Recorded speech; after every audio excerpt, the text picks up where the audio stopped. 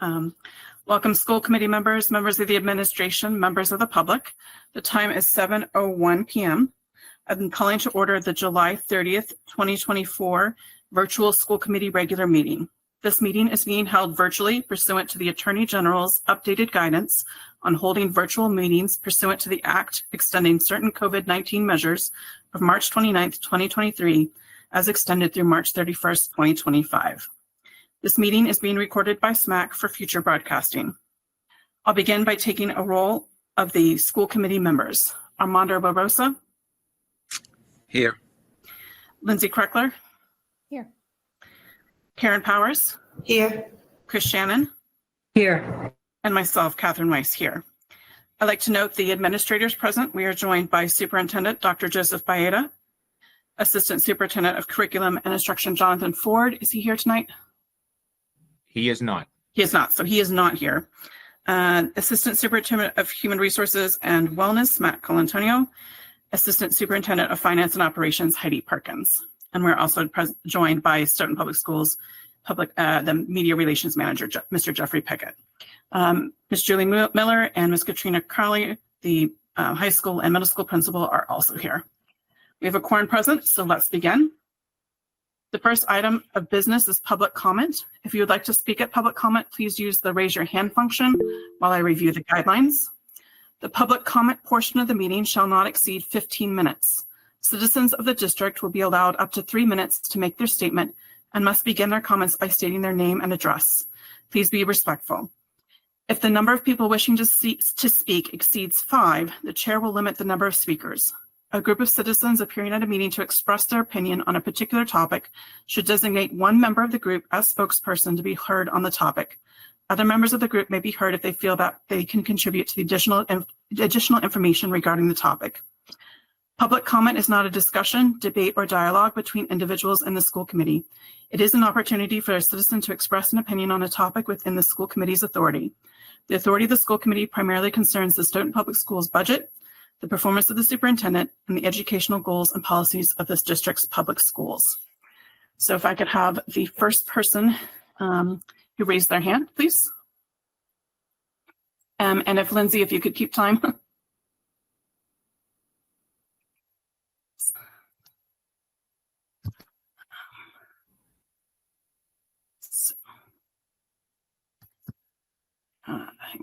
Hang on. Am I the one who moves them over to contributor, or is someone else able to do that? I believe they can unmute themselves once you recognize them. So the first person is Kristen Sweeney. I won't start your time until we figure this out. I was able to turn on my own microphone, if that's okay. All right. Yes. All right. So you can. So hi, my name is Kristen Sweeney. I live in the South School District. I have a 4-year-old prospective student for the South School in 2025. And I am sure, as many others, are concerned about the present state of the South School.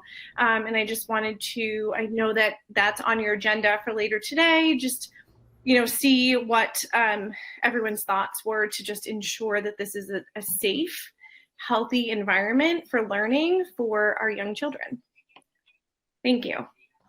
Thank you. And before you finish a meeting, could you just have your address? I know you said South School District. Sure. But... So 8 Daly, D-A-L-Y Drive in Stoughton. Thank you. Thanks. The next person is Michaela Stanlin. Please correct me. All right, thank you. Hi, my name is Michaela Stanlin, and I live on 44 Brewster Road in Stoughton. My daughter will be entering kindergarten in the fall at the South School, and I grew up in Rhode Island, so it wasn't until I moved to Stoughton 10 years ago. I had heard that the school was old and not in the best shape, so I decided to tour the school back in May to see for myself, and I was absolutely shocked at the condition of the school. One of the things that I learned that concerned me was the lack of cameras and general security lapses that were pointed out on a tour that a school unfortunately needs in America in this day and time. Another thing that concerned me is what I learned from parents who have children there. Although I have heard excellent comments about the teachers and leadership, I was shocked to hear about children whose asthma and allergies worsened due to years spent at the South School. As a mother of a child who was born with congenital heart disease and required open heart surgery as an infant, I am terrified of how her asthma could be triggered and get worse by the conditions of a school building. This is not normal and not healthy and needs to be addressed. This is why I'm here speaking today. This is why I've been collecting signatures to push for a revote on the school project with the MSBA funding. This is why I personally am getting involved. And in collecting signatures from others in the community, I've personally spoken with many people who confirmed they didn't vote initially because they assumed the citizens in this town would win the vote for a new school, or admitted that they didn't know that the vote was even scheduled for a special election. While we wait, though, I am also here because I need to know how this town will ensure parents who have kids in the South School that the school will be healthy and safe for our children come this fall and beyond. Thank you for your time. Thank you very much. The next person in line is Alana Canis. Hi, it's Elena Canis, and I live at 257 3rd Street. So the people involved in the South School project have an uphill battle, and I want to know what you guys are going to do differently this time in order to get this project approved. Based on all the obstacles mentioned in the last meeting, it's clear that building a new school is the only option, and the only option that this town has planned for at least the last 12 years. It's apparent that many people in this town do not believe that the South School needs impact them. And listening to the school committee meeting from last week, it's obvious to me that the impacts of the failure of this school will be felt far and wide by the entire town. Parents whose kids attend different schools have told me that they do not think the South School affects them. Everyone needs to watch the meeting from last week and hear Dr. Baeta, hear his words about the other schools, redistricting, modular classrooms, the South School project holding up necessary work at other schools, etc. So I want to know how you guys are going to get the select board on your side, because you need to. The last select board meeting I attended made it seem as though they were not informed about the details of the feasibility study. It may not be their job to know all of the ins and outs of the projects, but they should. You definitely need them on your side. And I would like to know about the facilities master plan subcommittee. Who's on it? How often do they meet? And when's the last time they met? And where are the meeting minutes? People need to know that the facilities master plan lays out a schedule for replacing or renovating all of our schools over the next 15 years. Mass Gov Department of Public Health offers a healthy school council checklist for environmental health and safety in schools. They have guidelines for window repair, roof repair, etc. And I wonder how much guidance we actually adhere to in Stoughton relating to that information. And I hope that you'll come up with a plan quickly, because I'm not comfortable with the conditions as they exist. And I do not think that 2 more years of the same is acceptable. Thank you very much. Do we have any other members of the public for public comment? All right. Going once. All right. Thank you very much for all who contributed. We're going to move to the next item on the agenda, which is the superintendent update. Dr. Baeta. Good evening, all. Thank you, Madam Chair, members of the committee, and the public, and my colleagues. I do have a few updates to share with you. First of all, just a reminder that the June 18th meeting, when we were moving some articles, that many of those articles are on hold right now as part of the process. We will have to bring those articles back probably to the spring town meeting. So that'll be a process in itself. You also know that much of this has to do with a lot of different things that came from the town meeting article that basically, I forget the key word now, but suspends the article if we haven't been paying on and so on and so forth. And I believe that that's going to be taken up again in the fall, potentially in the fall town meeting, to try to clear that process up, because some of these things you can't settle it in 1 year. It might take multiple years to do a project, so on and so forth. So just informing the committee of that. We are at 140 migrant students enrolled in the district as of today, including 39 kindergarten students that have enrolled. And then our numbers in grades 1 are 18, grade 2 are 14, and then in grades 3 through 12, they're 8 or less. I will put that in a formal report to you once we get closer to the school year, so that you have you see the direct impact of that. The committee at some point early on in September should decide on who's attending the joint conference, if anybody. I believe, Lindsay, you were there with me last year. That's November 6th, 7th, and 8th. So just put it in the back, especially if the topics are around some of the things we're dealing with on how many folks want to attend. We're having a hiring fair on the 20th of August from 9 to 1 at the Jones Gym, like we did last year, really trying to push, making sure that all of our support staff are in place for the opening of school. I have a meeting tomorrow with Chief McNamara to discuss the SRO situation and how we want to continue to work on that. On your behalf, I've reached out to DRA, modular companies, and various districts on redistricting. I've shared some of that information with you as well, and I'm happy to send that out so that people know that we have received some information already about ad renovation at the South, for example, which was part of the original report, but for 225 kids. So what's it mean if we're at 315? It means even more of a cost. The ad reno, by the way, was $60 million. Modular classrooms you've asked for me to look into as well, not only for an extension of a buildings, but we're looking at leasing, purchasing, are they fixed, not fixed, all of that stuff. So it's a list of items, if you will. I've asked DRA the potential of how much more of a cost would it be to bring that report up to date, if you will, for 300 kids instead of the 225, and how much more space would we have available to us. The committee will be hearing from me on creating a working group for the FY26 budget. So start thinking about that. So if you decide that you want to be a member of that. And I'm sorry, I'm reading off my notes. I am seeking a potential August meeting, could be virtual, just last minute things that the committee should probably be aware of as they happen prior to the beginning of the school year. So I was looking at potentially the 20th or the 27th, probably the 20th, because the 27th has to get us very close to Labor Day. Besides that, all things are going well. Hiring is taking place in the positions that we have available. And that's all I have. Thank you very much. Does anyone have any questions for Dr. Bayeda? Armando? Yes. I was wondering if there are any positions that look like extremely hard to fill and we might have issues at the start of the school year? Yeah, great question. So our biggest issue is probably going to continue to be paraprofessionals working in specialized classrooms.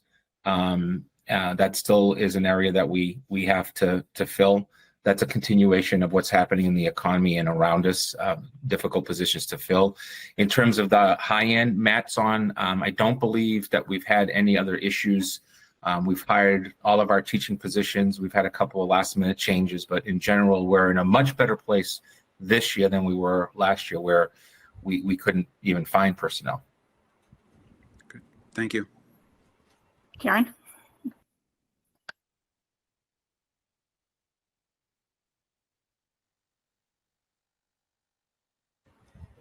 Sorry about that. You said something about an SRO situation. Can you expand on that, please?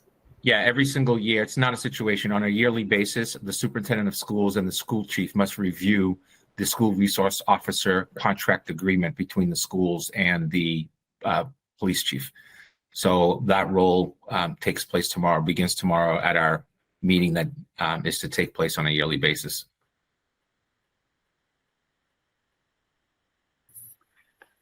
Lindsay or Chris? All right. So I want to revisit the article, just to remind everyone, the articles that we were looking at last time were affected by that sunset clause. So it looks like we will be bringing those up, not for the fall town meeting, but the spring town meeting would be part of our consideration. Okay. Except for I know there was the issue with the safety on the stage. Is that one that we are able to address sooner rather than later? Heidi's on. She can address that. She's been the one working on that issue. Yes, Heidi. Or Ms. Perkins, sorry.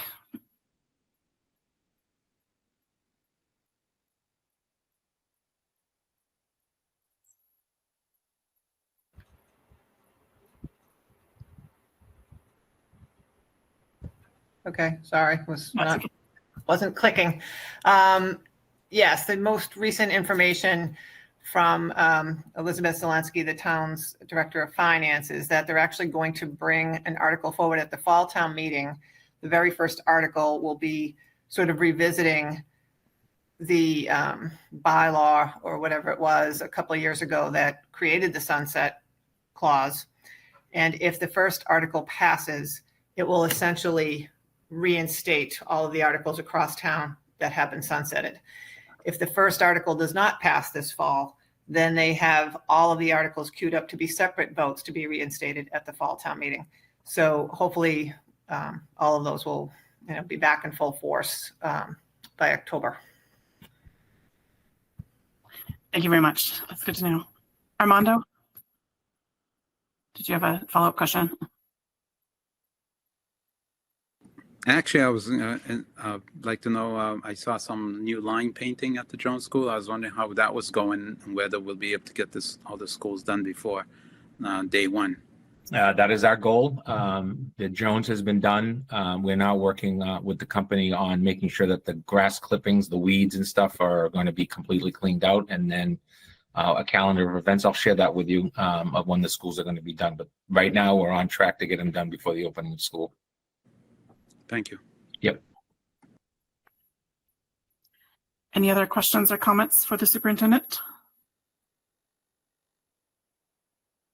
Hearing none, let's move on to new business. The first item is the Stoyak use of facilities fee waiver request. Let me just check real quick. Does anyone see George Dolinsky on? I don't see him on. Okay. We have a request from Mr. Dolinsky of Stoyak, the Stoughton Youth Athletic Club, to waive the facilities use fee for the 2024-2025 basketball and softball sports seasons. And there is a secondary request to allow the posting of signs during the registration periods. We've worked with Stoyak in the past. This is pretty conventional request for this use of facilities fee to be waived, given that this benefits a number of students in the Stoughton Public Schools.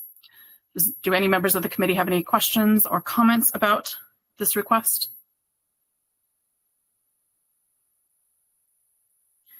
Could I have a motion to waive the facilities use fee for the 2024-2025 basketball and softball sports seasons for Stoyak?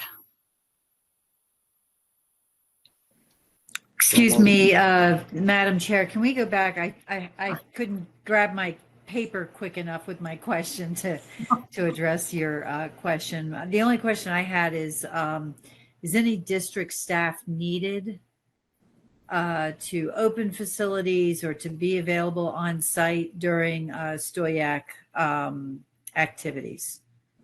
Dr. Bayeda, can you answer that question, please? Yeah. So per the custodial contract, the opening of school is under there. So Stoyak pays for our custodial staff to be there. Their specific request to you is the waiving of the use of facility fee. So there's two different fees. We traditionally have been waiving them for decades now for the use of facilities, but they understand that they have to pay the custodial fee. Okay, perfect. I just wanted clarity around that. I'm good. Thank you. All right, thanks. Karen, question or comment? I'm just wondering, how much are those fees that we're waiving? Dr. Bayeda or Ms. Perkins, can you answer those? I don't have the number in front of you, but it's tens of thousands. I can get you a specific if you'd like. Yeah, I guess I wouldn't mind getting that information. I wonder, does anyone else ask for that? Or is there anyone else in the town that says, oh, we want to do this too? And do we waive it for them also? Is there only like one and we only designate that one for a fee waiver? We traditionally waive that. We have as a school committee, we have the right to waive the facilities use fee. Our priority is organizations that benefit students. We reserve the right not to waive a fee. For example, if we have an adult league that wants to use the facilities. But for we've had this longstanding agreement with Stoyak. They've been great partners through the years. A number of our students participate in these programs. So this is one that we traditionally do, but that is part of the school committee policy in terms of facility fees, that we have the right to waive them and with the priority for organizations that benefit students. You also have for-profit or not-for-profit status that you consider as part of that discussion. Okay, thank you. Chris, did you have anything to add or a question? Okay. All right. Could I have a motion to waive the facilities use fee for Stoyak for the 2024-2025 basketball and softball sports seasons? So moved. All right, that motion was made by Chris. Is there a second? Second. Seconded by Armando. And we're going to do a roll call vote. Armando? Aye. Lindsay? Aye. Karen? Aye, this year. Shannon? Or Chris Shannon, sorry. Aye. And myself, Catherine Weiss. Aye, it's 5-0. The motion is carried. We need a separate motion. This is per our signage policy. We have the right to allow postings of signs. The second request is to allow posting of the signs at the schools during the registration periods. In the past, that was little yard signs or flyers on the bulletin board. Does anybody have any questions or comments about this request, portion of the request?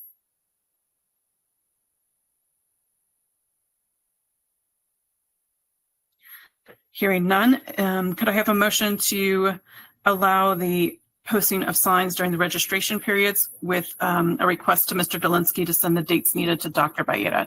Usually this is a 2 to 3 week window. So moved. All right, that motion was made by Lindsay. Is there a second? Second. Second. All right, seconded by, I'll give it to Karen. She hasn't a second today. Motion's been moved and seconded. So Armando? Aye. Lindsay? Aye. Karen? Aye. Chris? Aye. And myself, aye. So that motion is carried 5-0. Moving on to the next item is the Gibbons Elementary School Ventilation Improvements Proprietary Equipment Vote. This gives a little bit of backstory. Dr. Baeta can probably help fill this in, but this is a project that represents the last of our 2023 ESSER funds. This was a project that was designated and in place. We were not able to complete it before the end of last school year. So Ms. Perkins has filed for the extension to allow us to be able to use this funds this coming year. But we need to vote on this because of the amount of money involved in this contract. Dr. Baeta, can you fill in some of the details for the rest of the committee? Yes, we had to get very creative in trying to find companies that want to do the work. So we went through this proprietary model, if you will, whereby the company that we're utilizing is going to be the sole, if you will, company that's involved in this project from A through Z, and they also maintain it throughout the length of the contract. So therefore, we have a company that's working on their own equipment all of the time, 24/7 as needed, monitoring, and so on and so forth. So your vote is all of the inclusive things that you just talked about. Ms. Perkins, do you want to add anything about the ESSER, how the use of the ESSER funds and why we're able to use this ESSER funds past the date of the ending of the program?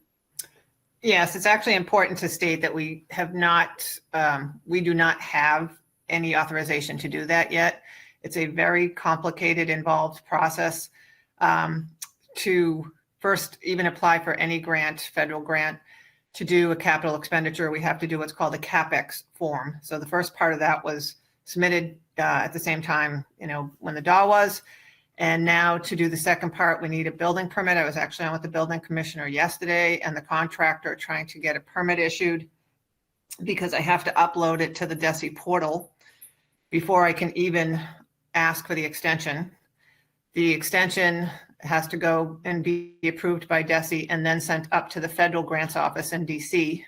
And if both of them approve us with late liquidation, then this project will move forward. If they do not approve late liquidation, then this project is over. It just won't happen. So I do want to be clear on that so that everybody does not expect at this time that it's set that it's going to happen. We did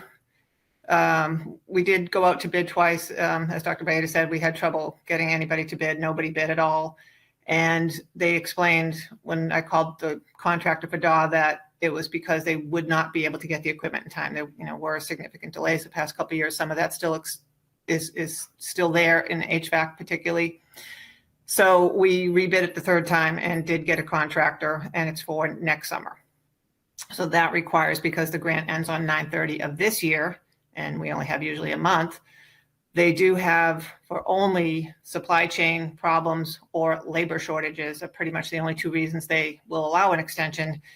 And because we did call the contractor and it was about the equipment, the rep at DESE feels that there's a very low chance that it wouldn't get approved. 8 schools put in last year, 6 of them got approved, 2 did not. So I don't anticipate that we will know until September.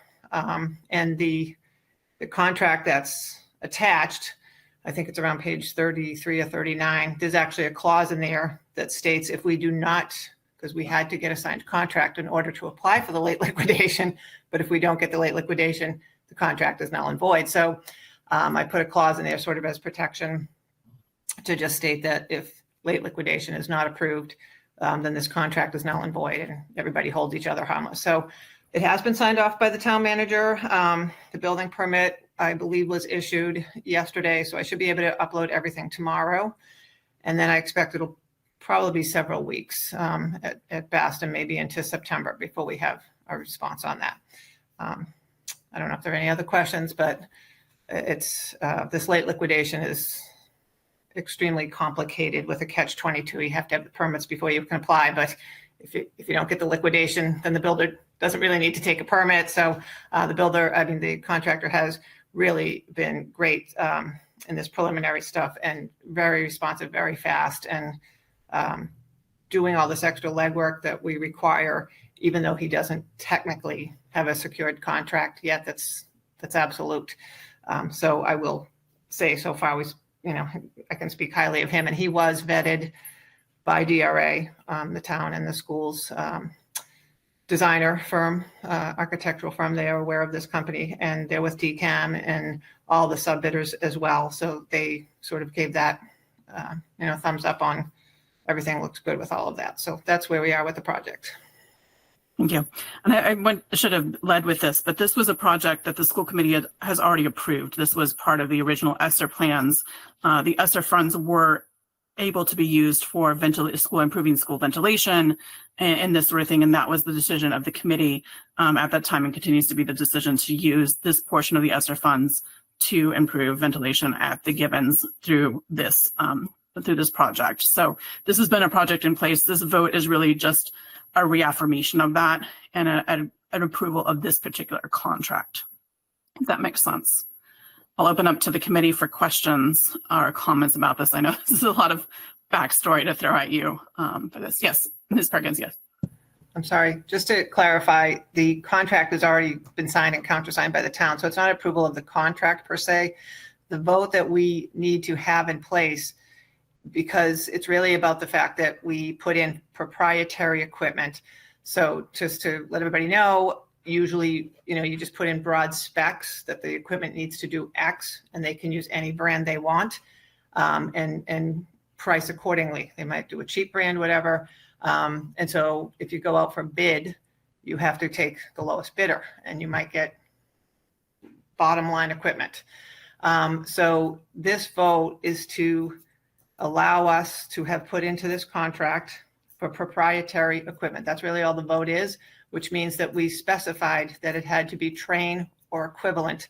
And we can do that under the purchasing requirements of the state for good reason. And the good reason would be something like that, similar to we have that equipment in our other building. And so for maintenance and parts availability and things like that, you can specify a brand or, that language, but it does have to be voted by the committee. And we did have it on the, temporarily on the agenda last time, it got bumped to this time, but that we just have to have it in the procurement file. So that's really what this vote is to have proprietary equipment in the contract. Thank you very much for the clarification. Any questions, Armando? Yes. Yes, it's proprietary equipment, but can then the vendor obtain parts on the secondary market if after a certain amount of years, I think it's 10 years, an equipment manufacturer can stop making replacement parts? My question is, are we forcing the contractor to always get the original equipment manufacturer part, or can they get replacement parts to fix it because the original equipment manufactured part may no longer be available? This is strictly for this contract for the installation to come in and install this job.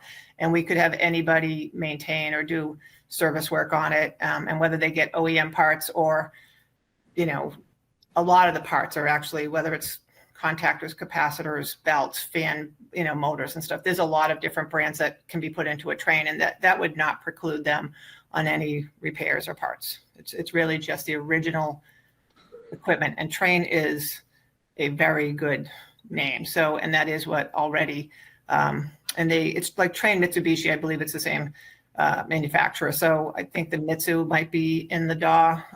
Joyce isn't here, so I haven't gone over and actually looked.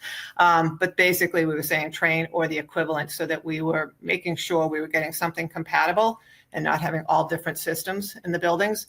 And also making sure that we were getting a quality unit and not a low end unit. Quick follow-up, please. Yeah, so. Quick follow-up.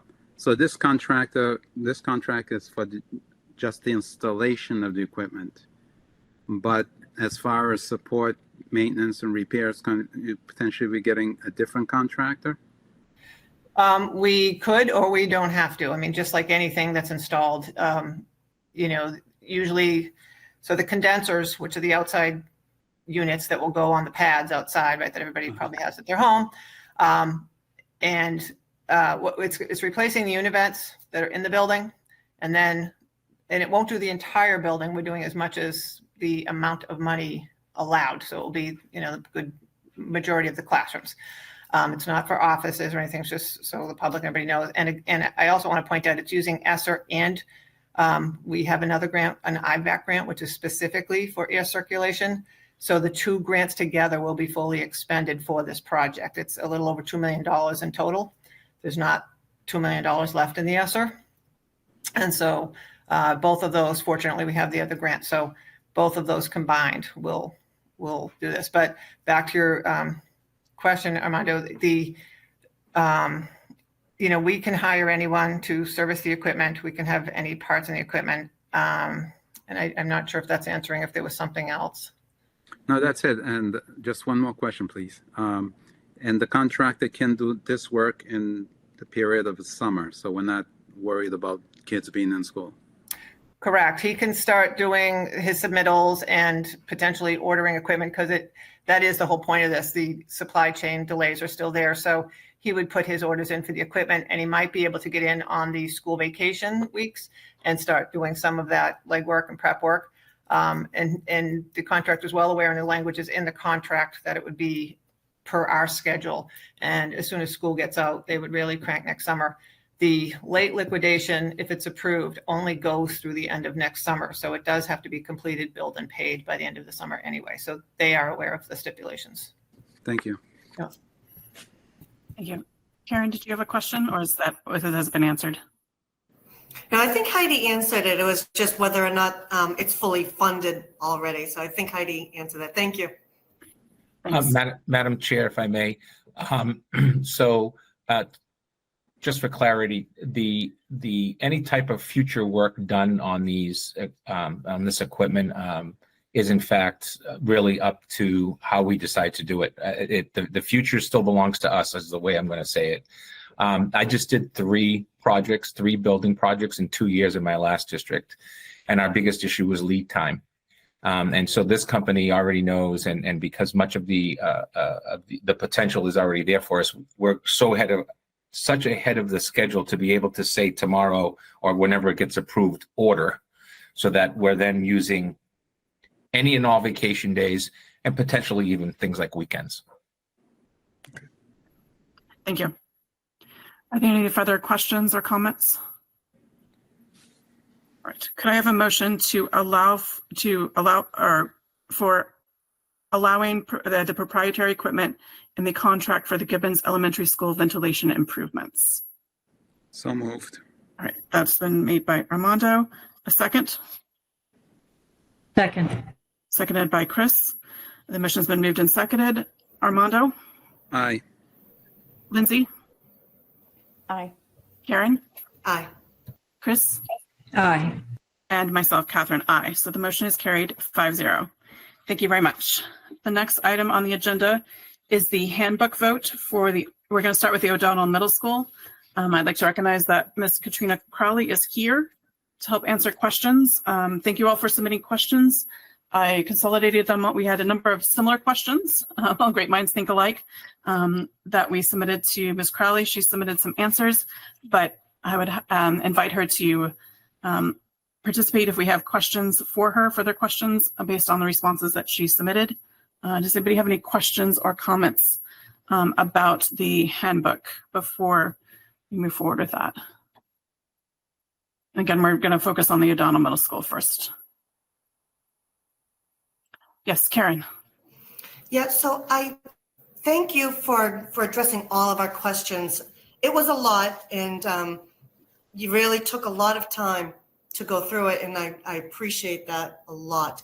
And also with Ms. Miller, I know I'm ahead of myself, but all of my concerns for the high school and almost all of my concerns for the middle school were addressed, and I thank you both for that.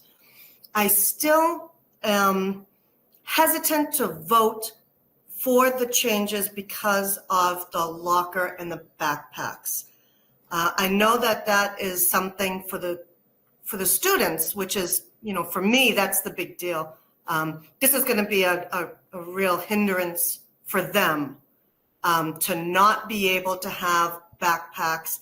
And with respect, I don't believe that the answers fully gave me the sense that it's a definite no. Now, I understand for backpacks, especially some of them are very large. We should probably set either, like I said earlier in the other meeting, clear backpacks, and we can also set a size. And in that, I think will solve both all of the issues that you listed, safety concerns and travel concerns, and also help out the students to be able to move through the hallways and make it easier on them as well. So just for the sake of this, I have a stadium bag, and it fits a folder, it fits the Chromebook, it is clear, it is accepted through every stadium that you go through. So safety-wise, stadiums accept it, which have tens of thousands of people in there. So it's for safety, for congestion-wise, that clear bag that I showed you is 12 inches by 15 inches. So to either have it on your back or have it in the front of you would be the same as having all of your books, plus your water and your Chromebook. And there is certainly a concern that walking through crowded hallways with a Chromebook and your books and your water in your hand, we're going to lose a lot of Chromebooks on the floor. So having a bag or something for the kids to put that stuff in, I think not only would help the hall congestion, would help the amount of congestion inside the classrooms that you felt is a safety concern, but will save some of our equipment from being damaged as well. So I thank you very much, though, for everything else and all of that you put into it. Ms. Crowley, do you have any anything to add or respond to that? I thank you for your feedback. And I know in terms of with the students, when it comes to backpacks and lockers, that is something that on the day-to-day really affects them. And I know that in terms of, and at OMS, the past practice has been because of the size of our building and the narrow hallways and really the age of the building. It's a 1960s building, so there are narrow hallways, and the hallways in the middle school do get crowded. And so the past practice really has been to use the lockers and not to have backpacks. And that did work in the past. The only reason why backpacks, and we switched to have students carrying backpacks, was really because of the pandemic. That's the last piece we have right now in the middle school in terms of the leftovers from the pandemic. contact tracing and all of those, the assigned lunch tables in the cafeteria, we've moved on from that. So really the last piece that we have is the lockers and the backpacks piece. I will say the last couple of years, we have been feeling the congestion just in the building with the backpacks. It is more crowded. It is just more crowded in the hallways. And so using and utilizing lockers can help the situation. And then just in terms of for a safer school, and that is helpful just based off of what we're seeing on the discipline end and on some concerns that not having a backpack or bag on them is also just safer on that end too.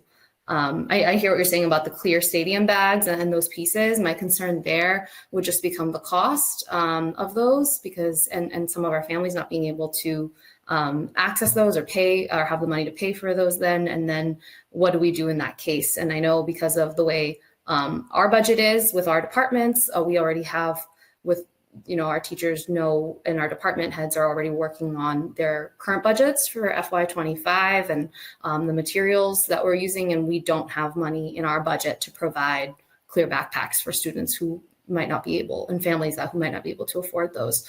So that's my concern with the clear, like requiring a clear backpack right now is just how to provide those for families that maybe can't afford them right now or can't access them. If we were to put that in as a requirement, then I just given our population, I think we would have to also have a way to provide it. Thank you. I'd just like to say, sort of like it would be something optional that they can decide to use or not to use, like a coat, if they decide to put on a coat or if they decide something else. So certainly backpacks can be told to stay at home.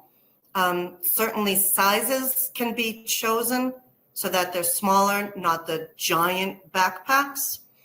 So yeah, I think for me, it's a no vote, just because I think it's important to the students.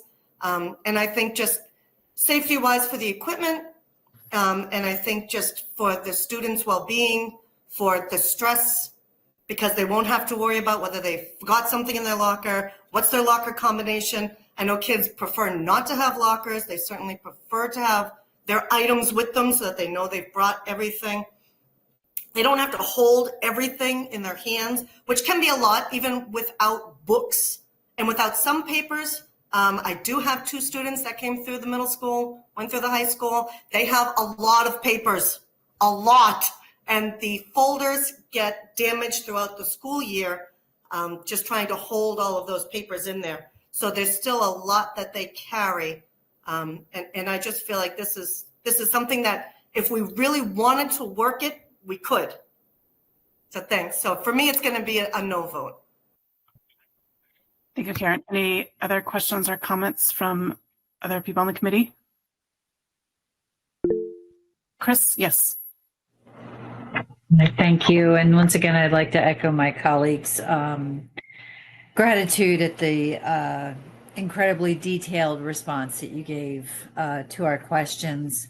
Regarding the clarification around the involvement of the nurse for incidents that might result in potential injury, I really loved the 2-sentence explanation that was provided and wondered if that language could be added to the handbook. Definitely. Thank you, Perfect. Chris. Thank you. Lindsay or Armando, any questions or comments? I'll just say I appreciate the responses. I did find the logic behind reinstating backpacks compelling in terms of school safety and just student safety. And hallway, I know Karen, I'm sorry, but I just want to like reemphasize what was in the document, just so folks who don't have it in front of them can hear what the case was. It's about school safety, about access to vapes, access to cell phones, access to anything that wouldn't be allowed during the school day, as well as hallway safety. And I think just considering the results of the youth health survey we looked at a couple of months ago at a meeting, I feel like holding those two things together, it does make a lot of sense to me. So I appreciate all of the context, Ms. Crowley.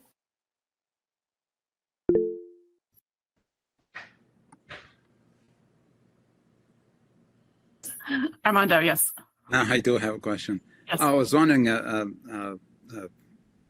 Mrs. Crowley, if Karen's suggestion of allowing the kids a plastic bag or see-through thing to carry their books wouldn't be a bad idea if we just include that. I mean, I guess you can put the rule that no cell phones in these plastic bags, but if a parent should choose or a child should choose, and I know these things cost money, but if a child chooses to take their book and their water or their paperwork, instead of having to go back to the locker 2 or 3 times or carry individual things, I think that would make a ideal situation for everyone. If it's small enough, it's not a backpack, so you're not going to be carrying massive amount of things, but be able to put your Chromebook and a couple of notebooks and your pens and pencils or your crayons in there wouldn't be horrible.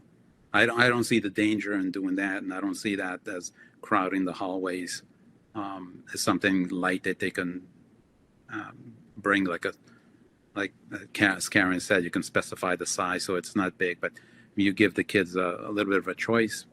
If you bring it with your cell phone, you can always say, then the next week you won't be able to bring your clear bag. I agree with her that kids drop their things all the time in the Chromebooks. I'm sure we can go to the statistics of being damaged because they hit the floor, and it's usually because you have multiple things unsecured in the container that it's going to slip and hit the floor.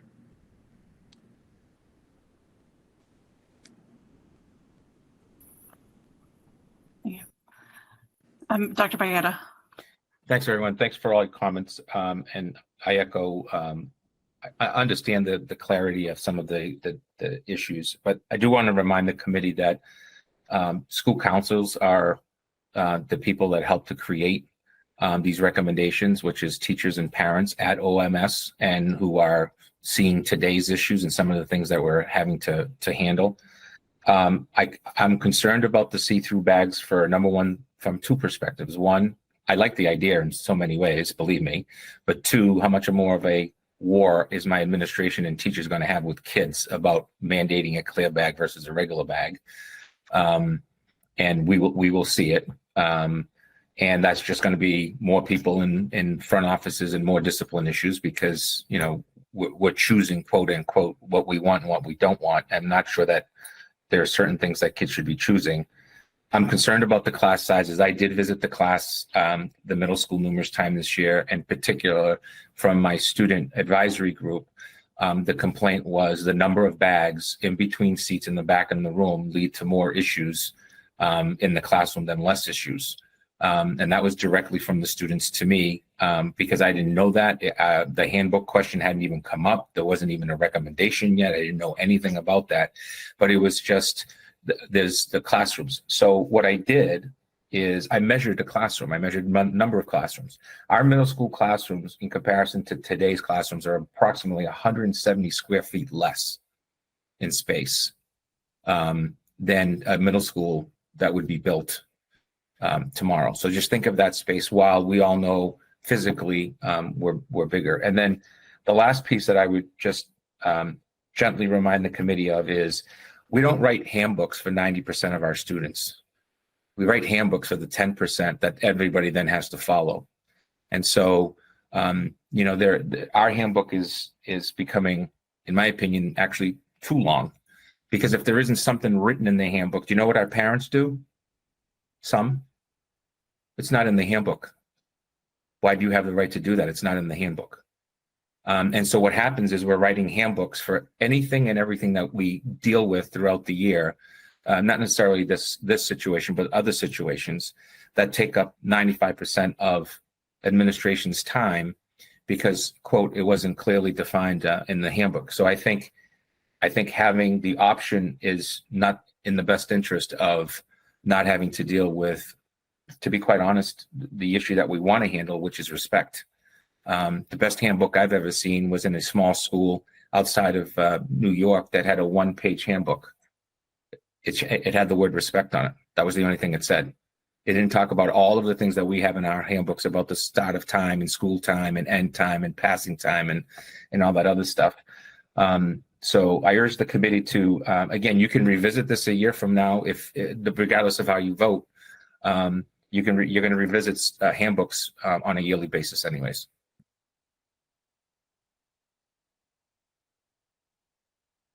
Thank you. I think that is a good reminder that, this is whatever we vote, that we can revisit this, and perhaps this is something that Ms. Crowley can report back to us, maybe even mid-year, how the backpack issue is going, how some of the other concerns that we have that's being addressed in that at the middle school. So I know that she's coming back to report on some of the other things. So that could be a question that we can have her be prepared to answer. Yes, Karen. So I also want to say that we can implement the clear backpack.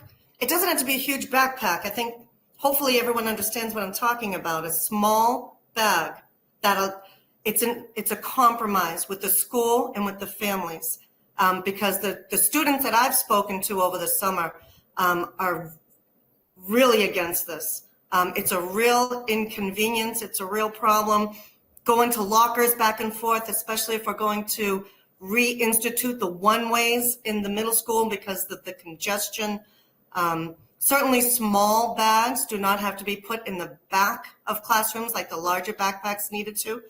They're very small, so they can be put in there. And if we choose next year that the whole clear backpack thing didn't work, then we can certainly take it out next year as well. So I think it would be a good try for a year and see if it doesn't make a good compromise to let the families know that we're not steadfast on everything, that we consider the needs of the students also. Thank you. Thank you, Karen. Are there any more questions or comments for the committee? Can I have a motion on the floor? I move that we approve the suggested changes to the 2024-2025 OMS Student Parent Handbook. All right, that motion was made by Lindsay. Do I have a second? Second. Do I have a counter motion? I wouldn't even know how. You would just say, I make a motion to. I make a motion to allow 12 by 15 clear backpacks to be optional for students for 1 year. All right. So we have a counter motion. Do we have a second for that? Second. All right, we have a second for that. That motion was made by Karen and seconded by Armando. So we're going to vote. Any more debate or questions about the motions? All right, we'll vote on the first motion. So that was the one to approve the changes in the OMS handbook as presented. Armando? No. Lindsay? Aye. Karen? No. Chris? Aye. And myself, aye. So that motion passes 3-2. That means that our second motion is unfortunately that didn't work, but again, we can revisit this, and perhaps that's something that Ms. Crowley can keep in mind as she reports back to us on that. Catherine, sorry, do we have to vote on it since it's on the table? It was moved and seconded, or? We can't, certainly, let's go ahead and vote on that, and then just to make it official. Okay. All right, so the second motion to allow the 12 by 15 clear backpacks for a trial period of a year was made by Karen and seconded by Armando. So go ahead and vote on that one. Armando? Aye. Lindsay? No. Karen? Aye. Chris? No. And myself, no. So that motion fails 2-3. But again, we'll revisit this next year, and certainly something we can look back and think about. Yes, Chris. I'd just like to make a recommendation to the principal that she take that proposal back to the various councils that Dr. Baeta mentioned at the school to further vet that idea and to assess what the pros and cons might be, as well as the potential burden of cost to parents and families, but would love to revisit this in a year. I second that. I think that's a good way to proceed with this. All right. Thank you very much, Ms. Crowley. Yes. Sorry, Catherine, can I also just make a suggestion? I think because the backpack falls under school committee, because it's dress code, I wonder if the policy working group might want to take a look at some options, maybe what other districts are doing, and just like do a little bit of research there and figure out maybe if there is a different approach out there that would be worth considering. Sure. And again, yes, maybe we can then pass that to the school councils and vet that as well. So thank you. That's a great suggestion. All right, let's move on to the high school, Stoughton High School handbook changes. And for that, I'd like to recognize Ms. Miller here to present with that. Does anybody want to start with any questions or comments about the high school?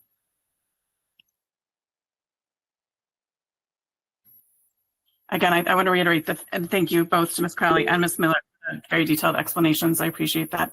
Armando.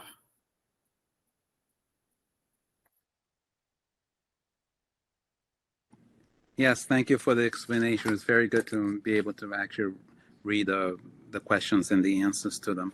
I just have one simple question.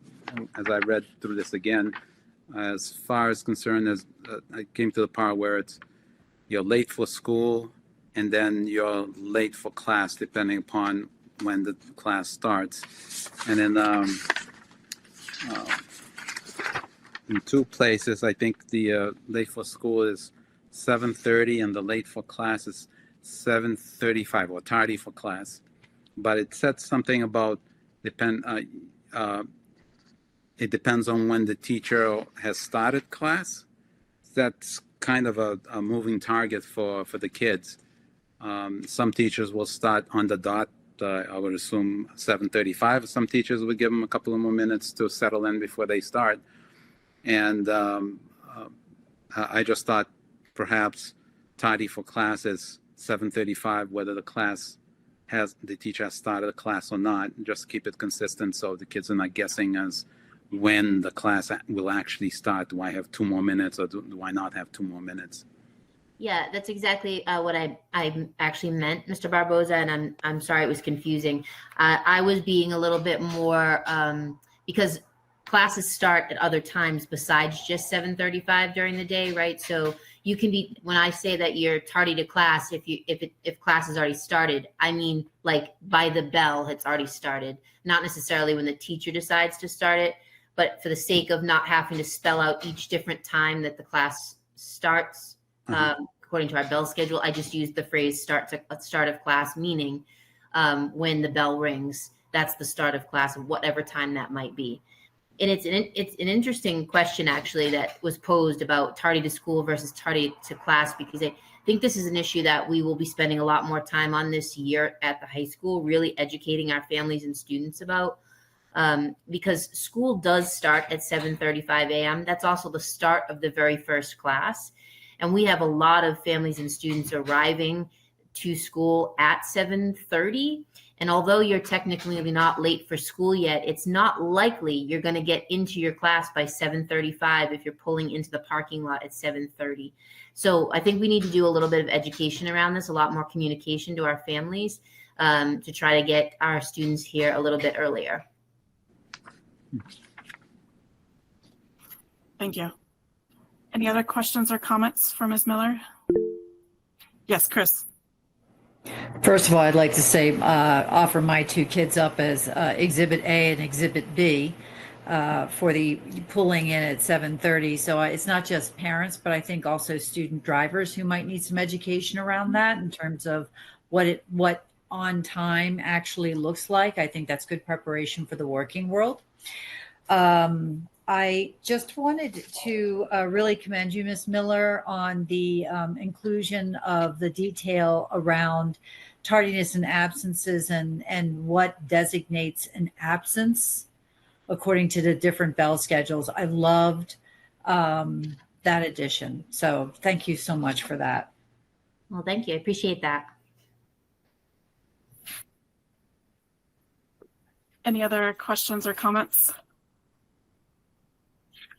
I wanted to add, I appreciate the clarification around the language. I know we had a lot of discussions about the false accusations, and I appreciate the clarity for that. I thought that was a great addition, and I think that's really helpful for students to understand, and parents as well, what that means when a student makes an accusation, assuming that you know what it means to believe that that's true, rather than a student who is making a patently false accusation. That's what you're, one who knows it's a false accusation when they're making it. I appreciate the clarification for that.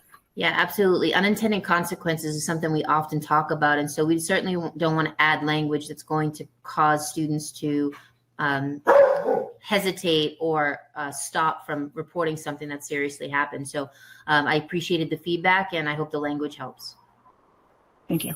Madam Chair, just real quickly, I do think one thing, and I know that both of my colleagues, my principals, that this is, you know, an added piece of work for them. But what it does do in the process is allow for that time period for the committee, instead of just before a meeting or at a meeting, to say, I got a couple more questions I want clarified. So we, again, when useful in a situation like this, I think these questions through the chair then sent to the principals and make it part of your agenda with written responses, regardless how people find their responses or agree or disagree, I think is a better process for the committee. Thank you. Any other questions or comments? Are we ready to vote on this? All right, do I have a motion for the Stoughton High School handbook? I will move that we approve the changes to the 2024-2025 Stoughton High School handbook. All right, so that motion was made by Lindsay and seconded by Armando. Any other motions on the table? Everyone good? All right, roll call vote. Armando? Aye. Lindsay? Aye. Karen? Aye. Chris?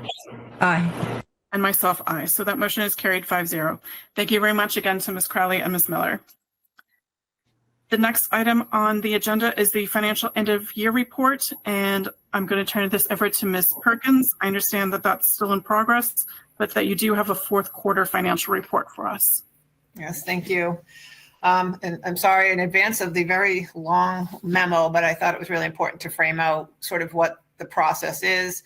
And we really run on the same timeline as the town, who also does all of this work for their end and all the other departments into the fall when the town closes the book. So I won't go through all of it, but just briefly for anybody that doesn't have it in front of them, we do a lot of analysis of all of our accounts, make sure none of our revolving accounts are in the negative, because I have to cover those. I can't close in the negative.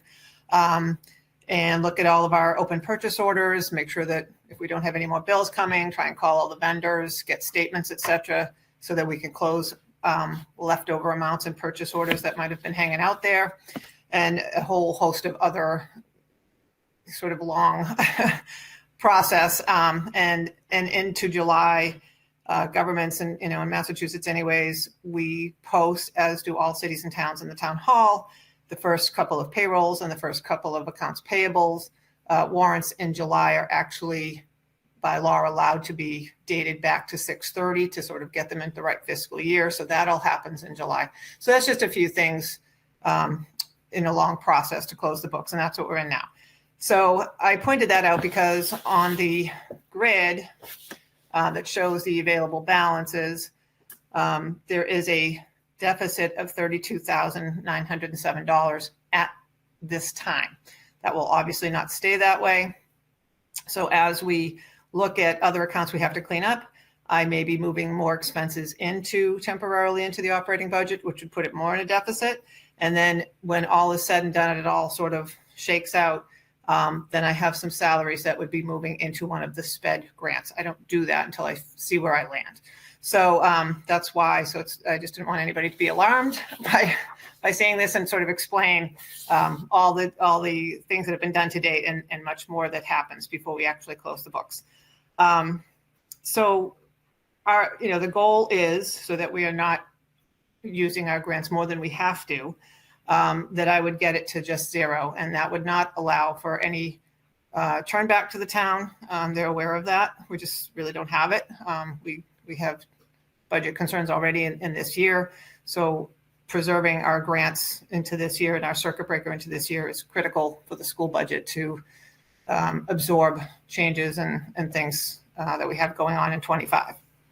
So, and we're not required, just so the public knows, we're not required to turn anything back, but we're not trying to spend everything for the sake of not turning back. So sometimes there's a belief out there that school departments do that, and that's not the case at all. So that's sort of where we are. On prepaid tuition, while we would have loved to be able to do that, that is the only thing that school districts or even towns can prepay under Mass General Law.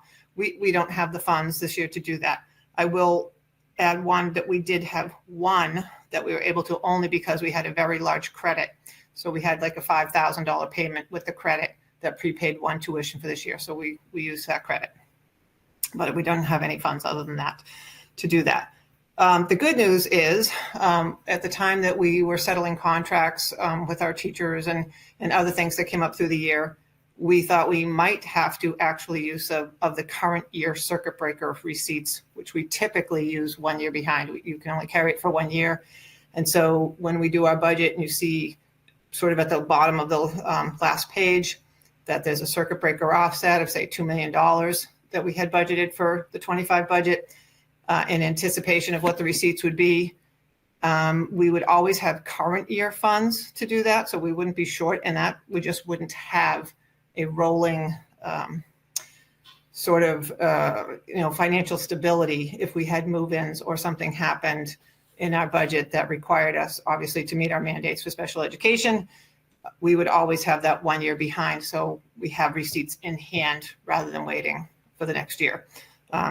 This year we were able to put in, the state had a one-time reserve fund that because the sped tuitions went up 14% in FY24, they did allow districts to put in, you had to meet certain thresholds of spending to have anything, but they did put a little bit of reserve in the state budget, and we were able to get a little extra bump, and we had to use it by June 30th. So that's been fully expended, but that also helped us with all of the other situations that were going on in this past year with the budget and the stresses and strains, I'll say, that were on our budget with the arrival of our shelter students that we didn't anticipate, and certainly settling some of our contracts that the increases were not budgeted, all of those things that we've talked about before.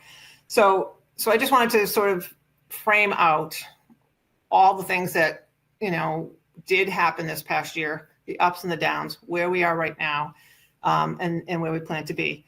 So I will also say that there were some prior year POs that, they carry over.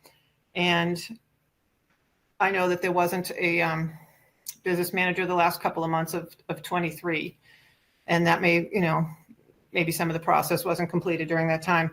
I don't know why, but in the end, with what we're closing in POs from prior years, where it sort of holds the money for the town can't spend it, we're probably in the realm of about $50,000 that will be turned back to free cash from 23. So the town's aware of that.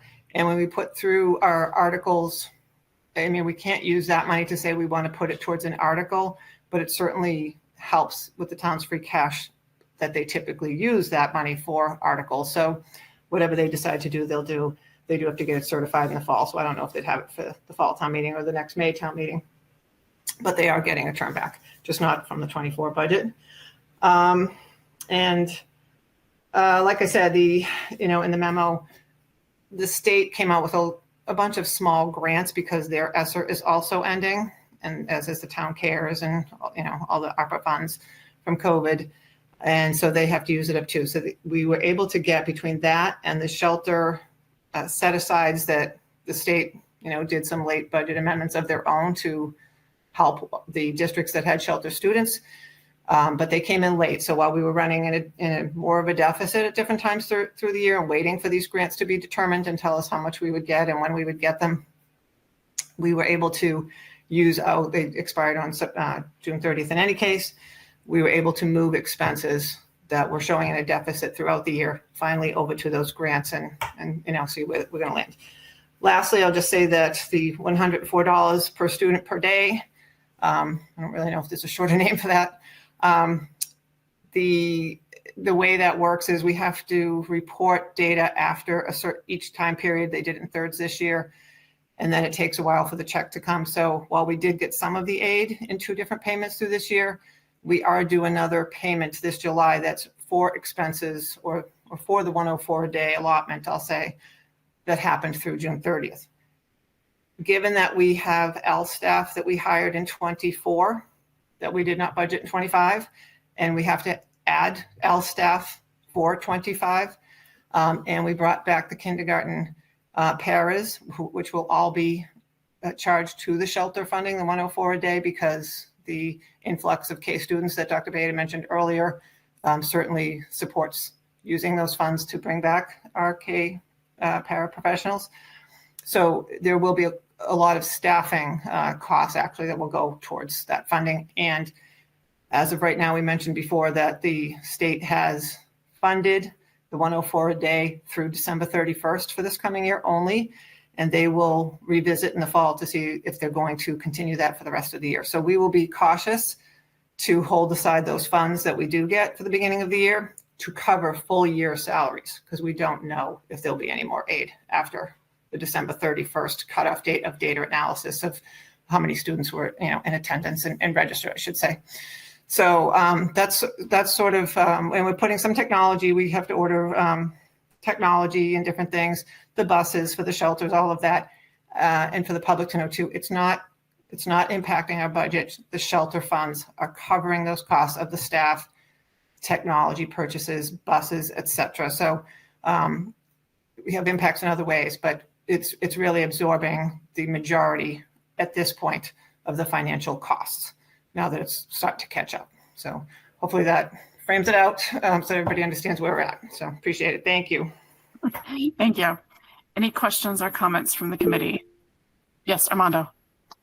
I have two questions. You mentioned the ups and downs that we had. I was wondering if you have any advice for the school committee in preventing many of the downs in this coming budgeting process. Well, I'll just put it straight out. I mean, what we can't control is that we have newcomers, and we're not trying to control that, but certainly the state has stepped up to date. We hope and anticipate that if they don't continue to fund through grants and what they're calling shelter assistance funds, as they did last year and this coming year, at least for half the year, we're hoping that they actually incorporate that into our Chapter 70 funds in the future. But rather than being a direct funding to the school district to use, we have to be aware that if they do wrap it into the Chapter 70 money, that does go through the town, and it does not mean that all the Chapter 70 money comes to the school. And I know there's some history of discussions over the past few years, but we would really need to advocate for that money because we would no longer have it going directly. It's wired in now, direct aid to the school. We fund all these positions, et cetera, from that. If they no longer go direct to the school, similar to a grant, and it comes through Chapter 70, we would no longer have guaranteed access to the funds to fund these positions and the other costs. And it would have to come through the agreement with the town at the time of the budget that the Chapter 70 funding speaks to that and covers that, so that we can keep those positions in our budget. Like I said, the K paras, a lot of L staff, the buses, et cetera, whatever we may need, that along with other just incremental costs that we have in the district aside from that. So, and our L population, of course, is growing regardless of the shelter. So I wouldn't anticipate that we would think that if the state does something else with the shelters and moves people or finds other housing, I wouldn't anticipate that we could reduce any staff because our own L population, as we know, is growing as well. So chances are we would have to keep most or all of the staff on as sort of a mandate to go with our L requirements. And they would have to be incorporated into the budget, all those salaries. So it's just something for the committee to be aware of. The other ups and downs, I mean, we all know that the COLA that we ended up with Unit A and Unit B was higher than was budgeted. So if you're asking me, I'm answering honestly, it's that if we have negotiations coming up, that we really think about what is a reasonable market increase that we anticipate that we would have to settle on, and make sure that we have planned adequately in the budget year that's going to happen for each budget year. So that's my honest answer.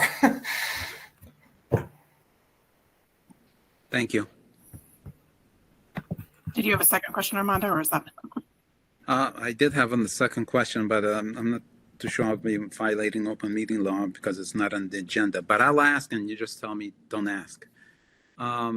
Given the no vote for the school, and I was wondering if you had any ideas on what the budget would look like if we end up repairing 2 schools or bringing it up to ADA compliant.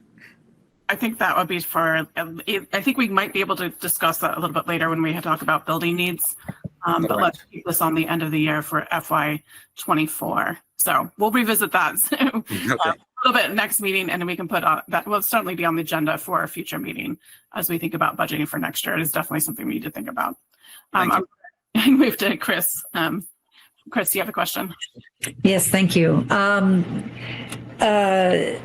Ms. Perkins and possibly Dr. Baeta, building off of Ms. Perkins's response and Armando's question, we got caught in kind of a trifecta of funding shortages this past year, in part because of the ESSER funds that we had relied on for support, for the extra supports that we needed to get our staff and our students through the pandemic that still have lasting impact on the students.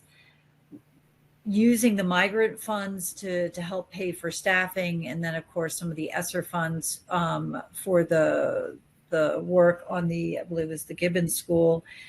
What can we do to ensure that we bake these into our budgeting process moving forward, with the caveat of, in a way that is palatable for town meeting when it comes to approving the school budget? I'll just leave that there. So. Well, I'll start, Chris, by simply saying the difficult one, and that is, does the school department have the right to capital funding? Yes or no? And we heard some split discussions on that at town meeting. I firmly believe that we do. I think for items of X costs that are one-time costs, I don't know of any school system in the Commonwealth, and I've been asking, that doesn't have a capital plan and doesn't have a continuous capital plan. Not only including continuous, I mean, as the town has right now, $75,000 or $100,000 every single year for ABC, whatever that may be. But then long-term planning, a year out, 2 years out, 3 years out, some people do 5. And including on that capital item being things like MSBA project. In my last district, I had an MSBA project roof for 2026 that we put on there in 2021. So that everybody knew, what the potential was for that school needing a new roof. I'm a stern believer that number one, we turn back over $300,000 in Medicare reimbursement every single year, and I think I can make that number bigger into free cash. So that's one. The second one is in terms of one being the capital. The second one is to what Heidi said earlier, which is to have that executive session time that we can have legally to discuss what are we willing to come to the table with for a COLA and or other financial perks that are part of being competitive and so on and so forth. We had to kind of do that backwards the last time instead of planning ahead. And that's collecting data. Who are our competitors? What are they paying? What are the benefits? And we can get access to all of that stuff from just 5 districts if we wanted to, or 5 communities. So that's negotiations, as Heidi said. The third part is we have to spend more time as a school community discussing federal mandates that we're under that I can't say no to unless we are going to steal from one pot of money to support the mandate. The incredible negative statements that I heard this year from certain town meeting members elected and appointed speaks to a lack of understanding of what the law is, number one, and number two, that all children in Stoughton Public Schools who choose to come to Stoughton Public Schools are our children, period. And you know that I made a number of comments about that. And I think we need to do it from the perspective of the positive, not the negative. I'm not sure that I can turn over some of those views if I wrote a book about it and they loved it. I think we have to go from the positive story of the successes that we're having with students and tell that story of success. We just celebrated and are celebrating Frederick this week, a student that we've celebrated as a Stoughton student, and he's at the Olympics. What a great thing that this student from a small town USA was able to strive with great teachers, a great town, great community, great family, so on and so on. So I think we have to tell the story clearer and better. And I think that also speaks to the understanding that also to Heidi's point, the last part is we need to know that if you get $104 per student, you're getting a little over $18,000, right? We're not getting $18,000 from the state in our regular Chapter 70 funding. So in other words, we're seeing some positives with that, and we're being able to spend those funds without, I mean, the only negative is the increase in class sizes. We're using that money appropriately so that it doesn't impact the purchase of a book for everybody or whatever we're doing. And I have some thoughts about creating in the budget process. I actually had my one-to-one today with Lindsay. And I'm putting out there for the committee at some point very early this fall to have a working group for the budget. I think we need to have a working group that is really meeting, and then I think we need to be much more public from day one and let folks criticize, question, support, but do it right away.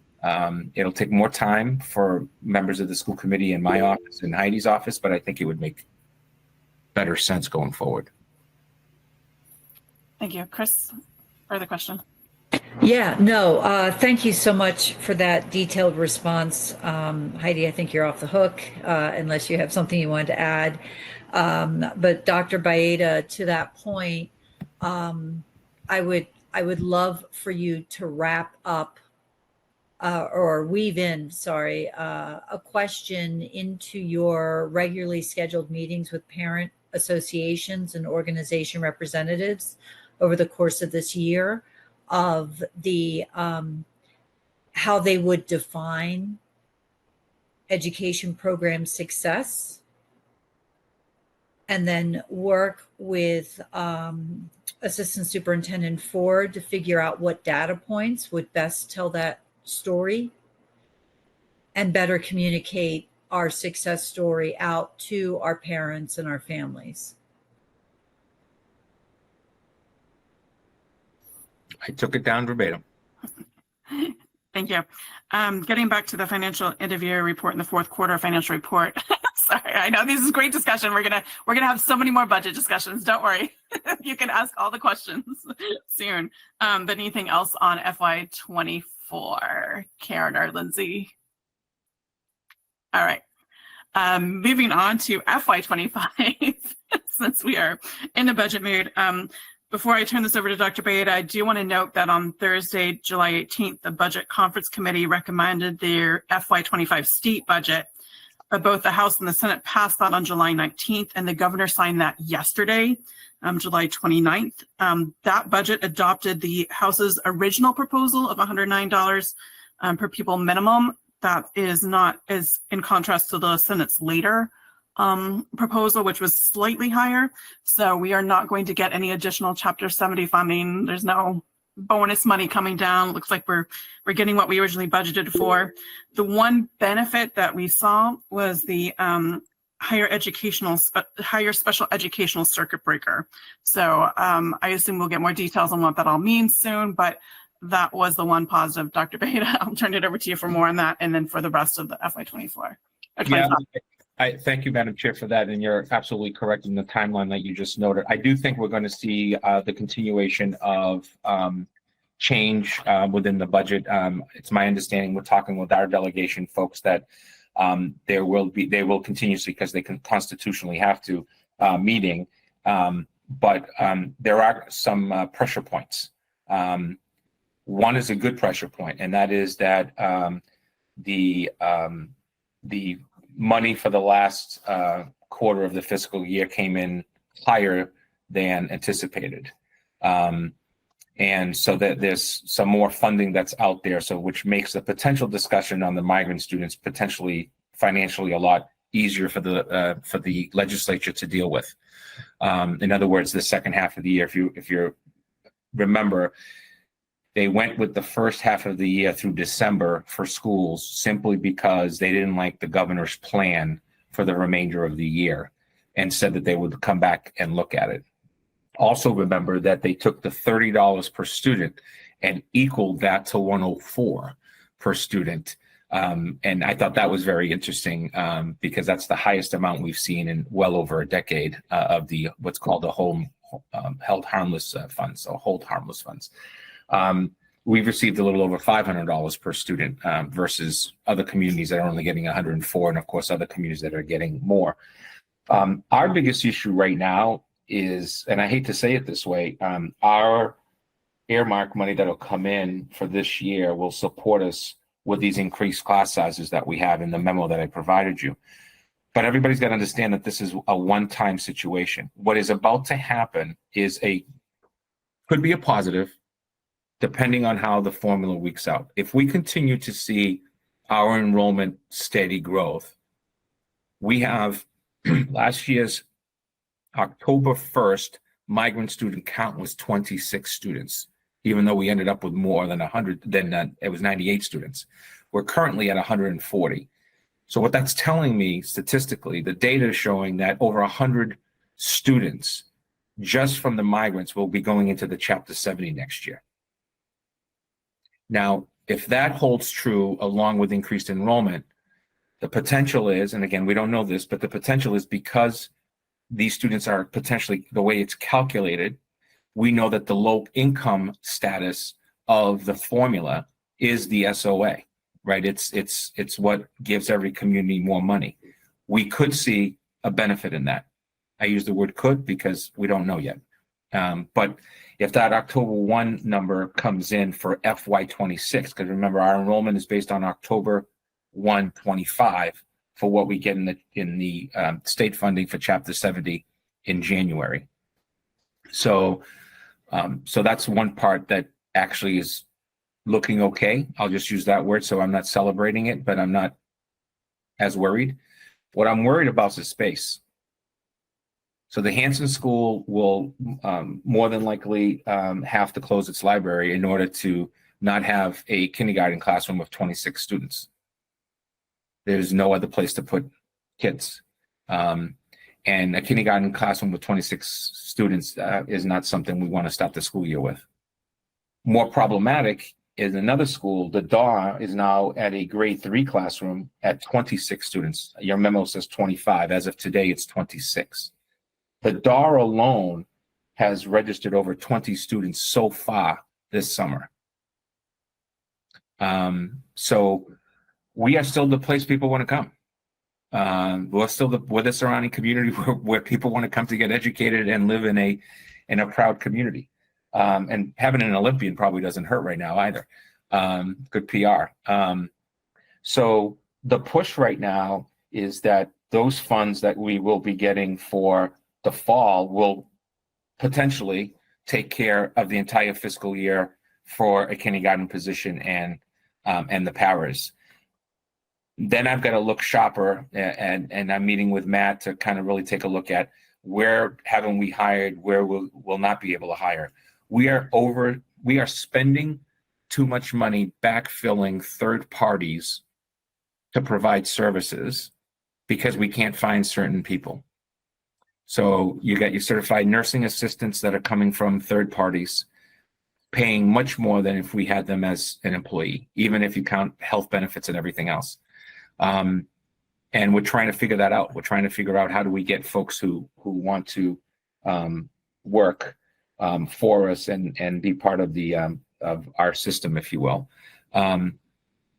Third-party costs last year in special ed were over $700,000. And I have been doing a lot of digging, if you will, on why, and this is not a new issue for Stoughton. This is an issue that goes back years, and most of it to do with those para positions that specialized. You couldn't hire people $10, $12, $15 an hour. So now does our market, we definitely are backfilling those positions at a faster rate than we have, and that's a good thing. But the negative is everybody's also reading the tea leaves. Everybody's increasing their salaries in order to become more competitive in these jobs that traditionally didn't pay at that high of an end. And lastly, since I don't want to be too long-winded, is our churn, meaning number of kids in and out, is in excess now of 7%. That's the highest number we've ever been at. And that number is going to hit double digits. It'll hit 10% over the next 5 years without a problem, if not sooner than that. And that's socioeconomics. That is where families are landing, where parents are leaving, or families are leaving. They're coming from X community into our community, then some of them leaving our community to go to Y community and so on. So that more urban churn is happening in Stoughton than it used to just a decade ago. And we're going to see more of that over the next 5 to 10 years as the projected enrollment is projected to continue to increase. And that's not counting the last part, which is the concern for building. Building permits being taken out, buildings being built. If you go across town, doesn't matter what side of town, but more so on the south side of town. I don't even know where we're putting some of these homes. But that's the other concern is, and that leads to that whole question about redistricting down the line, which I won't get into now. I already spoke about earlier a little bit. We're trying to, and we got goals. I mean, we got goals we want to meet, right? We've put in goals, very big goals to try to meet. And so our goal right now is direct services in the classroom as much as possible, especially with the younger grades, because that's where we're seeing some of the needs for student success. Thank you. Any questions or comments for Dr. Bader this time on the FY25 budget? Yes, Lindsay. Sorry, I raised my hand and then couldn't unmute. Yeah, so is churn inclusive of sheltered students, or is that just non-sheltered? No, sheltered students are being continuously kept under that migrant shelter notation. Okay. So it's like churn is just referring to like our permanent residents. Right. Yeah, or I don't know exactly what the right terminology is there, but not sheltered students. Okay. I think what would be really helpful for me, because I'm understanding the need for hiring new positions. I'm understanding that it's coming from this like one-time money from the state that we cannot count on for FY26. I think what would be really helpful, especially as we're starting to talk about starting the FY26 budgeting process, is if we could keep maybe like a running document or list of everything that we are adding and what the funding source is, and particularly with the stuff that wasn't budgeted for in FY25. So that includes these positions that are going to be funded by the migrant funds. That would include the paras that we recalled that weren't in the budget. And just like, I think it would be really helpful to keep track of that so that as we head into the FY26 budgeting process, we sort of know, we have all the documentation in one place. And so like positions, costs, funding source, rationale. Does that make sense? I'm trying to think of other things. We actually kept one. There. We actually kept one last year. I actually had Matt work with Heidi to get the actual cost for we had a bus monitor early on because of the students who actually spoke Haitian Creole, and we had the ELL teacher, and we had the translator, and we had the bus, and we kept a rolling amount for the entire year. So we'll create that report and probably quarterly share it with you. Or when I see any major changes, I mean, I typically, if I see major changes to adding staff, I communicate with the school committee because I don't want you to find the happy story from somebody else. I'd rather have you hear it from me. But yes, we can absolutely keep, I'll call it an additions and funding log that we can just provide to the school committee as information. And it also tells the story of those extra expenses that we can't control, right? I can't control an out of district placement of $300,000 that moves into town. it has to be funded. But yes, I just added it to the to-do list, and we'll start doing that. Thank you. That would be super helpful. Thank you. Any other questions or comments on the FY25 budget? So is there anything that we need to do at this current moment? Is this just more informational for update? It's probably going to be a standing agenda item, at least through the start of the year. I would say through the start of the year, at least, a standing agenda item, because the not to use the word churn, but the in and out with our migrant population is also going to be seen because of all the migrant shelter rules and regulations that the Commonwealth is trying to put into place. Thank you. That makes sense. All right. Yes, Armando. Sorry, your question prompted me to ask a question.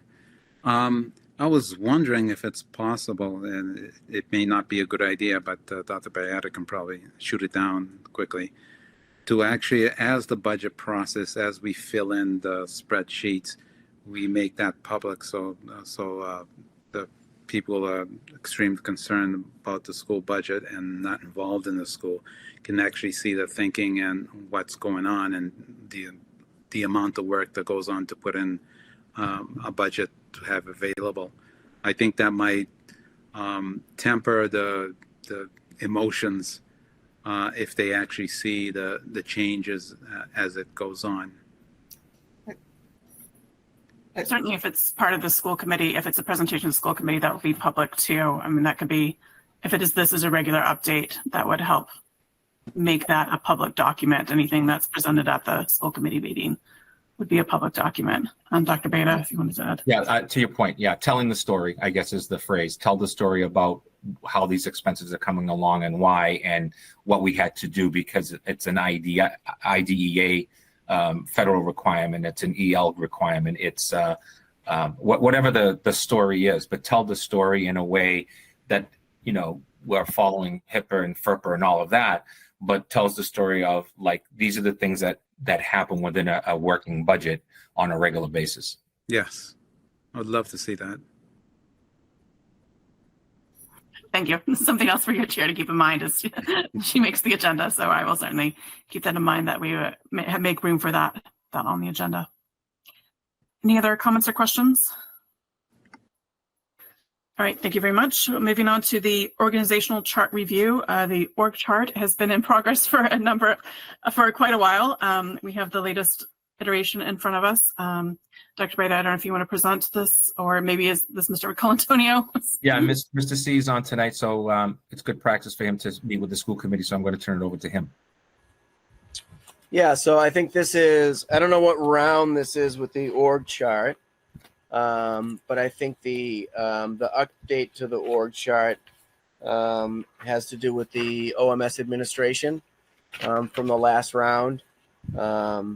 And so there was an assistant principal position there that was filled by an interim dean this past school year. So now the structure is 2 deans and an assistant principal. So that's been updated. I believe the director of counseling title may have changed a little bit. And so that is reflected here. I think everything else in there has already been presented, but the department liaisons, just in case, why not? The department liaisons at the elementary level, pre-K through 5, department liaisons, visual arts, performing arts, phys ed, and health. Same thing for school counseling. Those are reflected in the org chart. And I think that is the update. The dean for the OMS has been hired. He's great. His name's Matt Bernstein. He worked in Stoughton a little bit before in adaptive phys ed. He was a dean at Weymouth High School. He's very excited to be in Stoughton. We're very excited to have him. I think he'll be a great addition there. And I will say, as the former OMS principal, I'm jealous of that structure and wish I had it when I was there. So good for Miss Crowley. And yeah. I think those are the only updates for the org chart. Otherwise, I think you've seen the rest of it. So that's where we stand right now. Thank you very much. Yeah. Yes. Question, Armando. Yes. Sorry. Go ahead, Armando. Yes. You want to go first, Chris? Technically, your hand was raised first, but Okay. sorry. I think we had this discussion before, and I just don't remember the result. I think someone has suggested perhaps attaching a name to these charts, or maybe something that I can quickly reference and just say, "Oh, I know who's doing what where," because I still have trouble, and I've met so many people at the school which are excellent, but it would be wonderful to have their names in these blocks so I can know who's doing what. I can absolutely do that. Yep. Okay, thank you. Thank you. Chris, sorry. I'll get back to you now. No problem. Two quick questions, just for my own clarification. Matt, under Director of Special Ed, the Assistant Director, ODD stands for? Out of district placements for students. Okay, I thought other districts, but I couldn't come up with another D for the acronym. Yep. So ODD was just like, Assistant Director of ODD. The other question I have is I'm probably overlooking it, but where did the athletic director land? So the athletic director is under the SHS principal, bottom right of the org chart. Perfect. Thank you. Southeast, as southeast as the athletic director could be. Great, thank you. I want to thank all the previous school committee members who worked very hard on this, current school committee members, the administration have worked on very clear. The idea was when this was proposed to make it much clearer so that everyone, staff, families had a much clearer idea, knew who reported to whom, clean up titles. I think we've come a long way in this. So I really appreciate all the work that's gone into this. Yes, Lindsay. Yeah, could we voice over and just sort of speak to the OMS administration change there? I think some more context would be helpful. Sure. And Mr. Colantonio, do you want to take that one? Sure. Yeah. So the way that we added the dean, is that what you mean, Lindsay? Just sort of give the context for how the dean was added. Yeah, there was a Unit A position, a teaching position that there was a teacher who had moved from a 6th grade world languages class to a social studies class. And there was an assistant principal who had resigned during the school year. So to fill that position, we had an interim dean who was a math teacher. His name's William Donovan. He's a great guy. And he filled in for the year, decided to go back to the classroom. So the case was made to, instead of adding, I guess, to restore back to a full-blown assistant principal, to add another dean, having 2 195-day-a-year deans instead of a full-year assistant principal. And so I think that position was able to be added without any real cost that way. Added to that, Lindsay, was the elimination of, we currently are down 3.0 positions in central office, 1 in curriculum that we're not hiring, 1 in the business office, and 1 in taking Tara M from the data specialist and extended school year and moving her into that dean position, where she will be for Unit B 195 days, which we also save some money going from a 12-month position to a 195. Not a huge amount. So the net positive for the school budget is that we were able to utilize some of these fundings in other areas of need, and or not use those fundings. But we didn't add to the bottom number at all. We actually are trying to save from the bottom number. Thank you. I think that is helpful. And thank you, Matt. So I think what I would just point out is that all of those positions, even though we're not filling them, they are currently in the org chart. So that is just something to keep an eye on. I think it might be helpful, like just in thinking about my last request in terms of like tracking staffing changes due to the migrant situation, and also like funding sources, rationale, thinking for FY26. I think it might be helpful to do the same thing here, and just so that we can get like the full picture of what we're looking at as we head into the budget process for next year. Yeah. And I think to add it to that, to then Armando's question is we would keep the position there currently and just write not filled FY25. And then determinations on that will be made later. Do we backfill, we don't backfill, and all that is going to be part of another process. But right now, the organizational chart would show that we have other folks trying to pick up X, Y, and Z within those positions. Good point. Yeah, I'm remembering another change that I should say, but everyone, I think there was a suggestion at the last org chart presentation that I want to say the director of counseling. The suggestion was the director of counseling might have been under me for supervision. Anyone remember this? And we moved that person. Yeah, we moved the director of counseling to the middle school and high school principal, which is more appropriate, I think, for supervision. That's it. Thank you. Any other questions or comments? All right, so we're just going to, this is just a review at this time. We don't need to vote or anything. I would like to let us look at it and keep looking at it. So again, we have some things to keep in mind as we prepare the budget for the next year. I'd like to move on to the policy review. We have quite a few items on the agenda here. These have been introduced. We discussed these last time. So at this point, we can vote on them. But first, I would like to offer the opportunity for the committee to ask questions or have any further comments on these different policies. Unfortunately, Mr. Ford's not here tonight, but I will do my best. And I think Armando can help me if we have any questions or comments about any of the specific policies.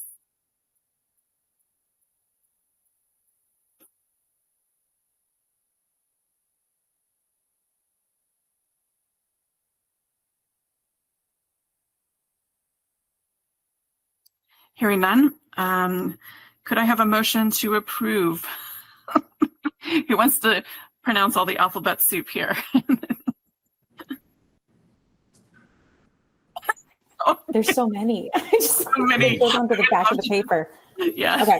Do we want to vote them as a group? Let's vote them as a group. I think Okay, that's so. I move that we vote to approve the change. Sorry, actually, are any of these new, or these are just edits to existing? Some of these are new, some of these are edits. So hang on, let me get my notice. Yeah, I should have noticed which ones were new. I have my, hang on. Sorry, just maybe.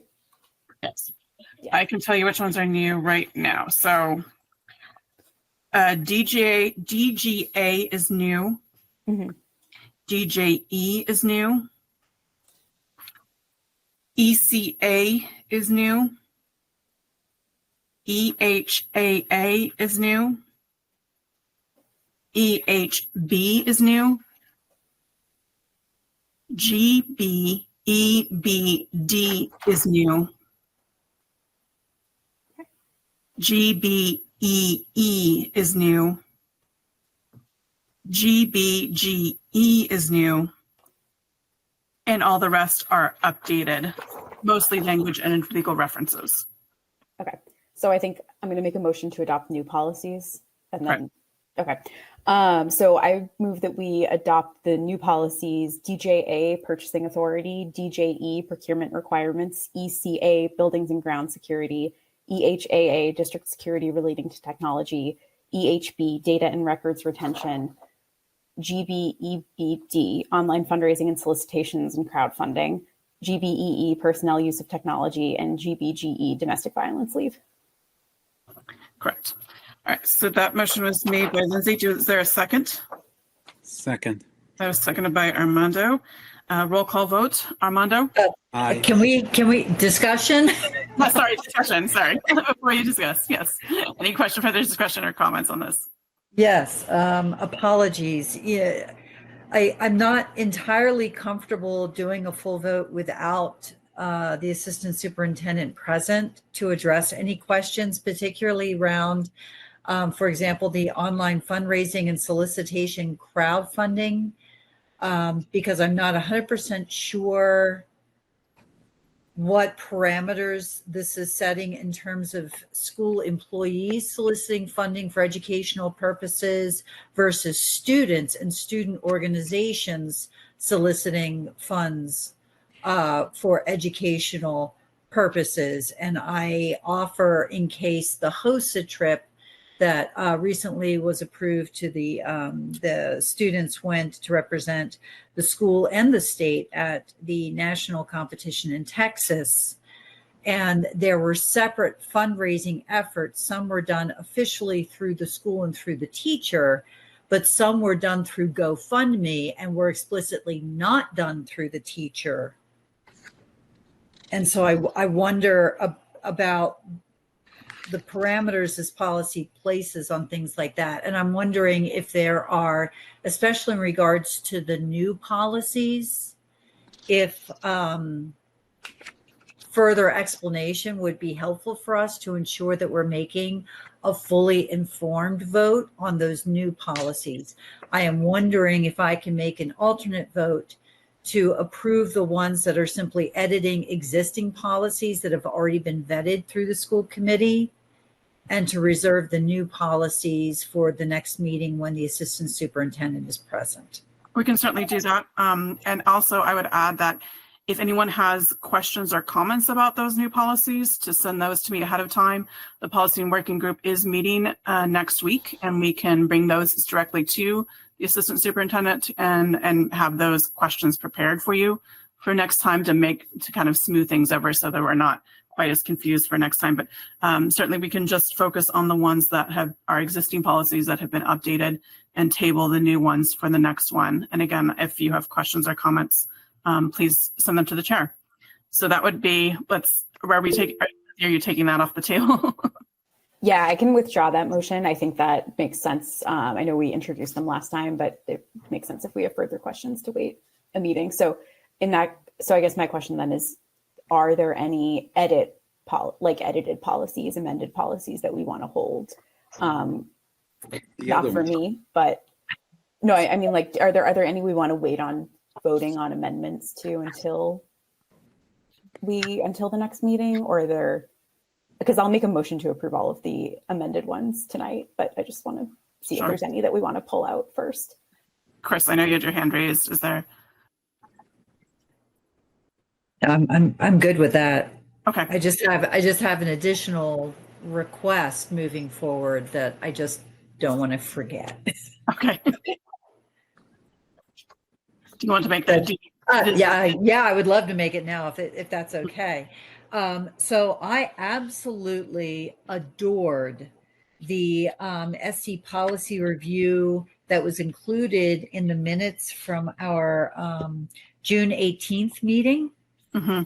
And wondered if something similar could be provided in advance and attached to policies for consideration, with the possible inclusion of the topic rather than DJ as a new policy. You know, sometimes the snapshot included what the topic was, but a lot of times it just says like has been updated to reflect current practices.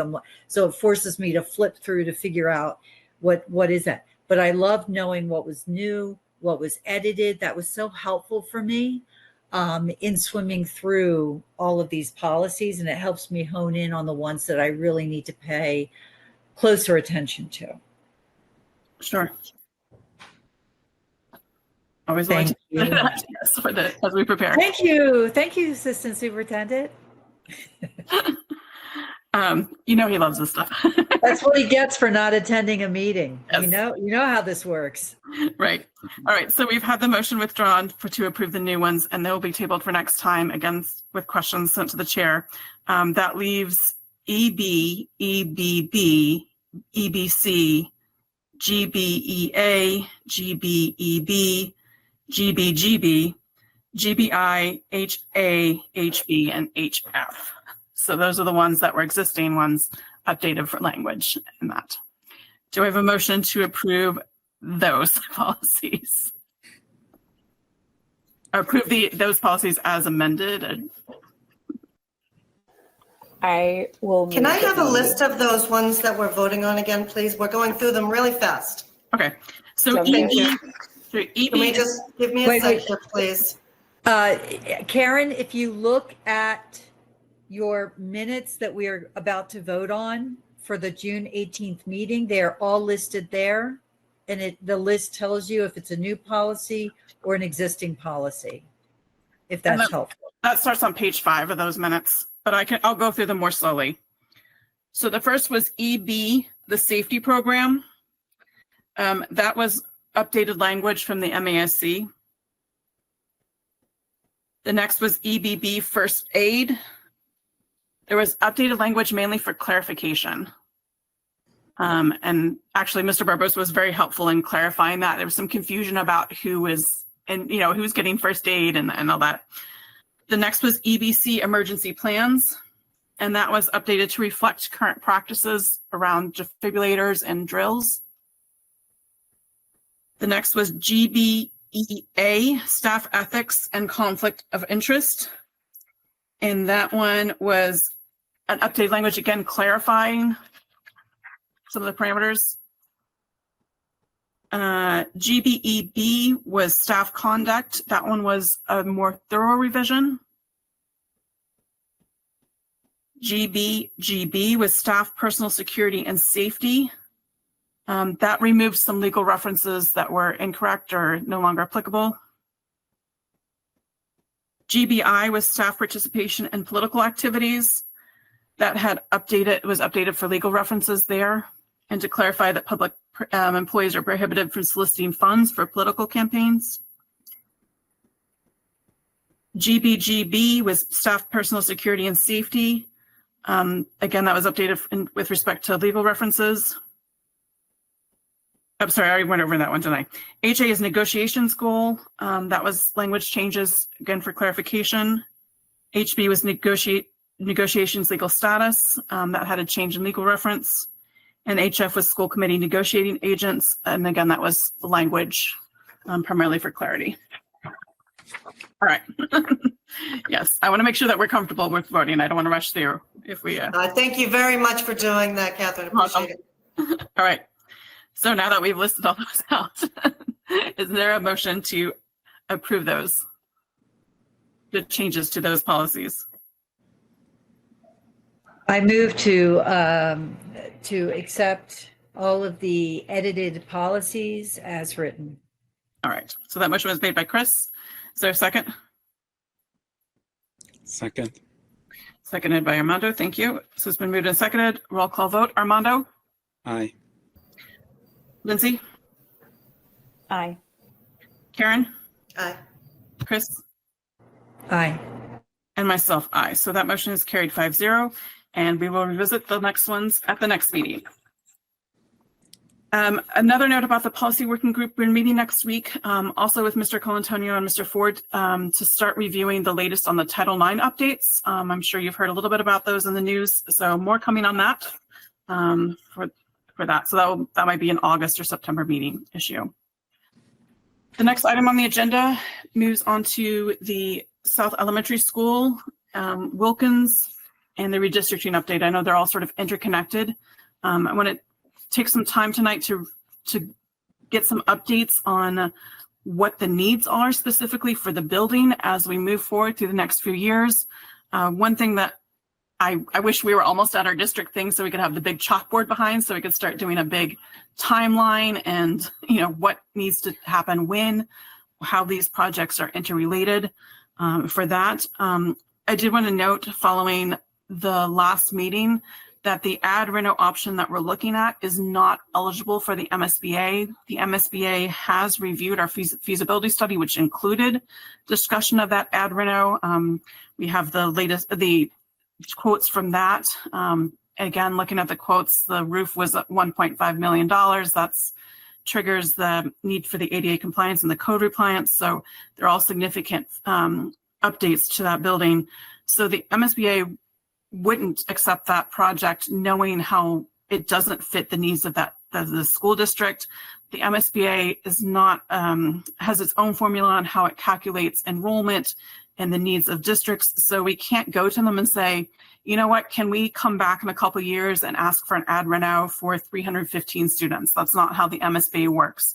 They would make us go back to the end of the line. We would have to do a full feasibility study. They would ask us what has changed that the solution that you proposed with the other feasibility study that you said was the best of all available options, what has changed that makes that not the best option anymore? So an ad reno situation would have to be fully funded by the town. There would be no grant money available for that. So I wanted to clarify that after our last meeting. I also kind of wanted to clarify sort of the timeline that we're looking at for the South Elementary School. So what are the significant needs over the next couple of years to keep this building open? The school committee has pledged all along that this building needs to be replaced. If we can't replace it, we have to close it. But what needs to be done to keep it going, keep the students safe as we move forward towards either replacing the school, renovating it, or closing it down, and what the timeline is for that. So Dr. Beta, I don't know if you have any more information. I know you sent us the updated, or sent us the information from DRA for the feasibility study, but what other information you have on what we would need to do in terms of capital planning for this building?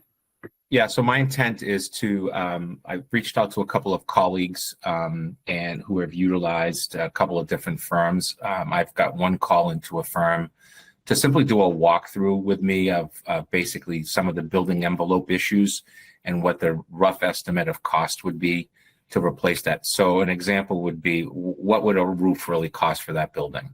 What would windows really cost? Now, we know that the moment you do that, all federal and state requirements kick in the moment we spend $1.3 million or more, or the 30% threshold of the valuation of the building. So that would mean that if a specialist in the field walked our roof and said, Joe, this is a $2.9 million roof, I don't have to look at anything right now, because I know that it would be a total implementation of ADA, total implementation of fire protection, so on and so forth. And then I could get those costs out. I think the concern that I have is I probably have to find some funding somewhere to do some of this stuff, because people just don't show up and do it for free, if you will, especially if we want to the questions that you folks have asked, which is to create a little bit more of a list of how much it would cost. So right now you have a report that's almost a year old with the from DRA pertaining to the Reno addition. And then there's in that report, there's an estimated cost. You'll see one for modulars at 1.6 million. I don't know if you had an opportunity to read it yet, but that's for a school of 225 students, addition renovation. And then one is just renovation. So what I'm trying to do is do a side-by-side of what that would look like, with as much information as we can, and then figure out how much more space would we need by going from 225 kids to, let's just say 315, 300, somewhere in that ballpark, on an ad reno to the school. How many more square footage would we need for another 80 kids or so, 90 kids? And do that as a side by side. We know that the square footage cost is well over $800 right now in the industry. That's not an MSBA calculation type of thing. That's some of the industry standards. TJ and I just had a back and forth around where it was just a few years ago. 2021, that was hitting just over $500 square foot. Now we're $300 plus on that. Where's that going to be? Even if the cost of labor and cost of materials just goes up a modest 3.5%. We know it's probably higher than that, but let's just say conservatively 3.5%. What does that look like if we don't build a school in 2 years, 3 years, 5 years, 10 years? We're just adding, and I say this being mindful of being a supporter of a new fire station in the 1990s when I was a town meeting rep, and how much that bill was at that time compared to what we just had to build, rightfully so, for our fire department. It's millions upon millions of dollars more. So what I'm hoping to do is to provide you and then the general public more of the side-by-side information with the best updated data that I can give you. Anybody can question why would it cost $2 million for a roof? They can do that if they want, but they can't say that we've tried to give them an industry standard estimate of what they think the cost would be for something like that. Thank you. And I'm sorry, and I will I will be physically walking the building myself early, probably next week, to really take a look at some of the things that I think we can do, and in order to try to address some of the comments that we heard earlier today, in the public comment time of the school committee meeting. Thank you. I know that we have the security audit that was part of the town meeting article. So that should give us some answers on what needs to be done, and we can think about what we can do without building in terms of improving security, since it doesn't have the double vestibule that we've been able to put in at the other buildings. Does anybody have any questions or comments about the South School project, the building itself?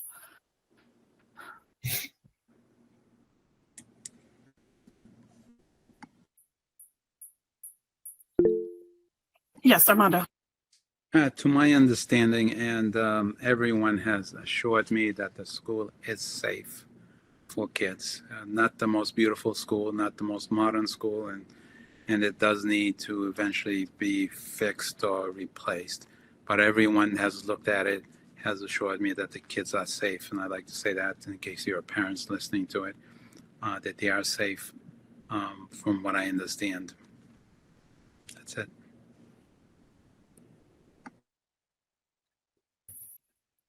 Thank you, Dr. Breda. Do you want to add to that? I know you. Yeah, I again, anytime someone makes a comment about long-term health with staff, children, or anything else, it requires that I look into it deeper than just a comment, and I will be doing that.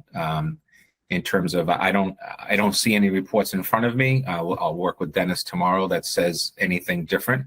I also don't know what kind of testing and reporting we've done in the past. I'm going to guess. We just went through a pandemic where air quality was one of the most challenging areas. And, I don't know what we did in our schools here in Stoughton. No disrespect, I wasn't here. But there's got to be some type of assessments that have been done around those topics over the last few years at all of our schools, not just the South School. Yeah, thank you. Any other questions or comments? In terms of the timeline, the original timeline was to close that building when the new building opened. That was 2027. So to reiterate, we are looking at kind of a similar timeline. I mean, it will depend upon what the ultimate goal is, if it's an ad reno, if it's a full closure. As we look at modulars, we have to think about, are we buying them? Are we sticking kids in modulars indefinitely, or is there going to be a project that is going to eventually move those children out of the modulars? Is there going to be an addition renovation onto the DAW and their indoor gibbons? So that's something that needs to be studied, and if that's part of the facilities master plan committee to come back and look at that. I also want to think, as we look at the cost of modulars, that the cost of modulars is going to be a large expense. It's not going to be something that we can cover entirely with our operating budget. That will likely include some sort of Prop 2.5 override or debt exclusion. And I'm really concerned about getting a positive vote for that, and what the implications, if that were to fail. I mean, at this point, I have to look at options P, Q, R, and S, but really concerned about, if we have a building that we've outgrown its in terms of its educational use, its needs desperate upgrades and updates.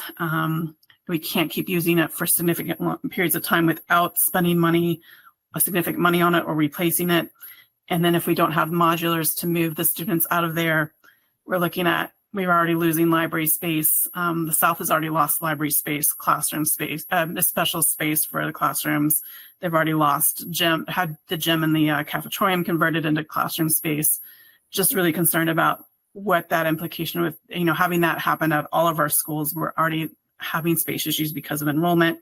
What that would mean for special education long-term in this district. I'd really hate to bump all of our special ed kids out of district. The expense of that, I don't think people understand the expense of how much we save by keeping those kids in district. And I'd love to see some numbers So people understand that, you know, by having these, we are hoping to have 2 programs in the consolidated school rather than having to send those kids out of district, and just the difficulty for those kids too of being sent out of district when their siblings attend their neighborhood school and their neighbors attend the neighborhood school. And because they have different educational requirements, we wouldn't be able to have them in Stoughton because we were out of space. That would be really heartbreaking. So some things to keep in mind as we talk about modulars, that it's not as simple as, you know, that's not a guarantee that we would get the money for that either. So this is a very expensive proposition by not. Anyway, there's no cost option to dealing with the South School. We can't ignore it. We can't push it down the line any further. Closing it has expenses, replacing it has expenses, renovating it has expenses, adding on to it has expenses, and it's going to be, what are the voters of Stoughton willing to do? And we have proposed an option. The voters turned that down because of cost. And now we have to move on to the next option and look at the cost, and the costs go beyond financial. They go into educational costs. They go into how it affects the community as well. So there's a lot to keep in play. But I think we need to move forward with this and think about our timelines, how this fits in with the Wilkins Building School. That's the next item on the agenda. What are the needs for the Wilkins? We have that HVAC grant application in process, and what the potential timeline for that is. And, you know, Dr. Wright, I don't know if you could speak to what else the Wilkins School needs, if we're going to continue to operate that as an elementary school for the foreseeable future. What are the needs for that building? So that's a perfect segue of creating what I would call a true capital plan, so that we're not just looking at MSBA projects for our school buildings in the district. So the original plan was the potential that the preschool would go there. As you know, those bathrooms were upgraded just a few years ago. We might have to do some smaller toilets type of thing, but those aren't huge items, and we do typically have done those internally anyways.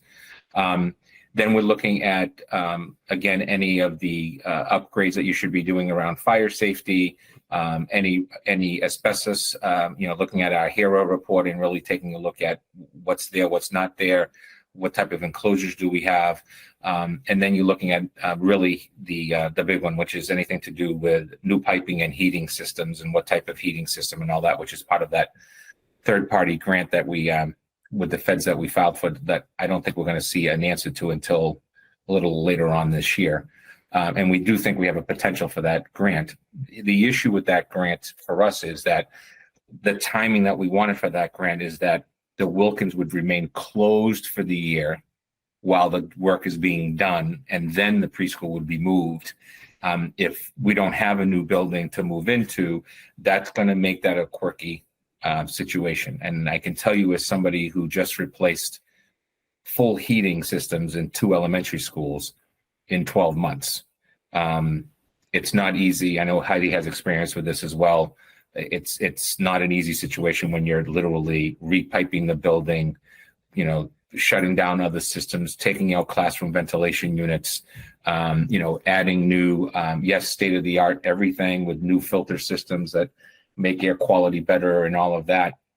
But the electronics to go with that, and actually one of the important areas is the electrical connection that goes with that. Is the building ready for units that are much stronger than its potential electric power that the building has, because it's a 1967. So these would be things that if the core of the building is good, and I would start with what I've done in 2 districts and has worked very well for us, is we bring in a company that has what I call the building envelope specialist. So the roofers, the HVAC, the electrical, all of that, and they come in and do a full walkthrough, look underneath the hood in certain areas that are key, and then say to you, your lifespan on some of this stuff is probably not longer than 5 to 10 years, or you're good here. You don't have to worry about your roof. You got a good 20 years left, and so on. And so what you do is you prioritize your capital planning around that. So if you need to, like the Wilkins, we did the windows as an example. So we know that in itself is saves money, but we also know that the next phase of that really is a brand new HVAC system, so that we can actually save the heat's not going out the windows, but if you become efficient internally. So we have to create that plan. Heidi and I have started just a list between myself, Dennis, in maintenance and facilities and grounds, and her office to try to get something coordinated and to you folks and to the town side for potentially the fall town meeting and then spring. But we're going to really need to expand that to really look at every single one of our schools and every single one of our issues. And if you can do it in bulk, i.e., we're going to go after whatever it is and we're going to do 3 buildings, then we do that. An example might be if safety was a concern, I'm just saying as an example, and we wanted to, change all the locks in our elementary schools. Okay, well, what does that cost? Is that a 3-year project because the cost is so significant, or can we do it in 1 year? And so on. So the Wilkins has got a good core, a solid core. It's ranked as a 1 with the MSBA, and in terms of the 1 to 4 scale, which means that it's seen as a school that we are spending some money on. It does have a solid core. Of course, it needs updates because it's older. The Hanson is the same thing, and the Dar and the Gibbons. So there's a wide range there of what these scores look like versus the South and OMS, which come in at concerning scores because the core of the buildings are not in great shape. Sorry for the long-winded answer.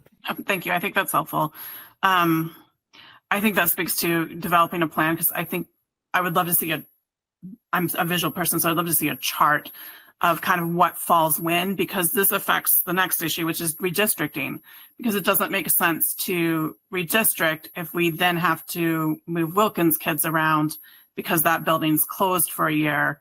If we get modulars, do we do the Wilkins HVAC system first and then move the South kids out and close that school? So the timeline is really going to be affected by how all these these interlocking pieces fit together.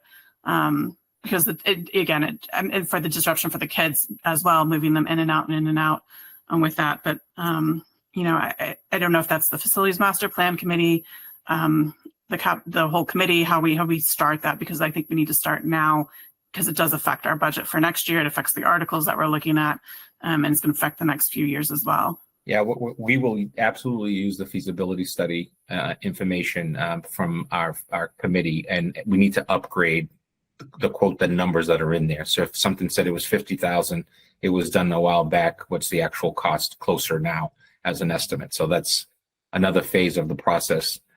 And then really choosing my last district, and for 15 years, I've tried to bulk things and work with the town side to say this is a one-time cost, 400,000, or do you want to do 150, 150, 150 for the next 3 years? And what does that look like? So when we did new floors at our, an example would be a building that has carpets. For whatever reason, they put carpets in classrooms at a middle school. In order to improve everything from air quality and all that stuff, we went to good tile floors, but we did it over 3 years, right?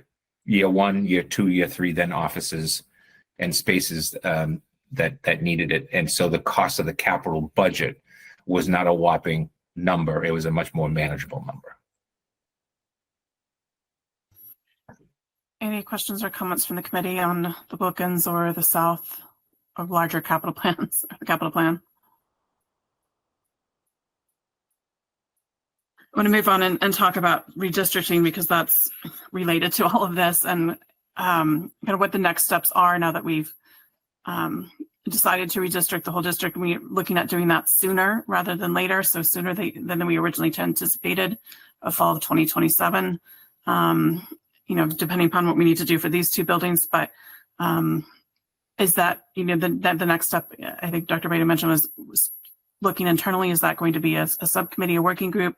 What should we do to move forward?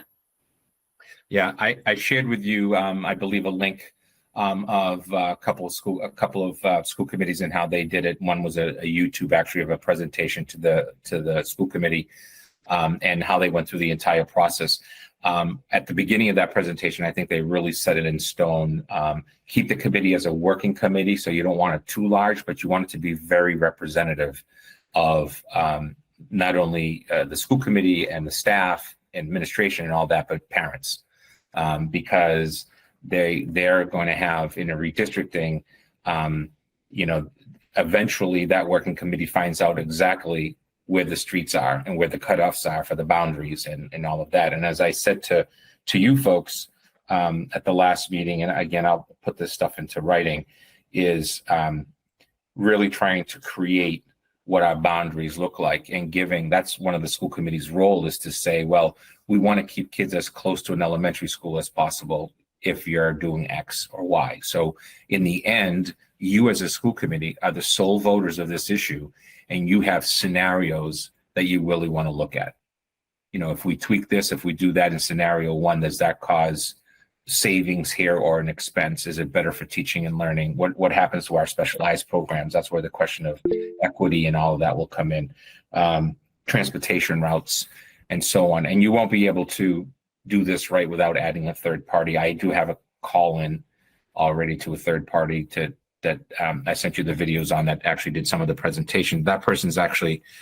That company is considered the guru in Massachusetts for this type of work. They're used in many, many districts with much success in terms of trying to do exactly what the school committee, who's the governing body, wants them to do in terms of getting to a good place for the community long term. Remember, we haven't redistricted in decades. Armando, did you have a question or comment? Yes, we had some preliminary data on redistricting way back when I joined the school committee. I was wondering if we could use that as a base, and I think it's probably the same firm that the Bayetta was talking about that helped with that. I think at the time, because we were thinking the South School new building, that's related to that area. But there were a couple of scenarios that they put together, and it would be wonderful to actually take a look at that, and then use that as a base to determine what happens if we do something else. I'll look for it. Yeah, certainly there was some really helpful information. I think the most helpful for that was the heat maps, so-called heat maps, the concentrations of where the elementary school students are. That certainly was very eye-opening to see the pockets. Some of them are kind of very obvious if you see children around town, but right. Some of them were and noticing where those were in relation to major roads, and thinking about, transportation routes, having to cross, 138. Right. What does that mean for families and for buses in the morning? So certainly I think I have some of that we can pull up. The problem with the solutions that they proposed was the consolidated school removing the Wilkins from the picture. This would be removing the South from the picture, and thinking about what that would mean. One of the original proposals was to create a true South school on the South side of town.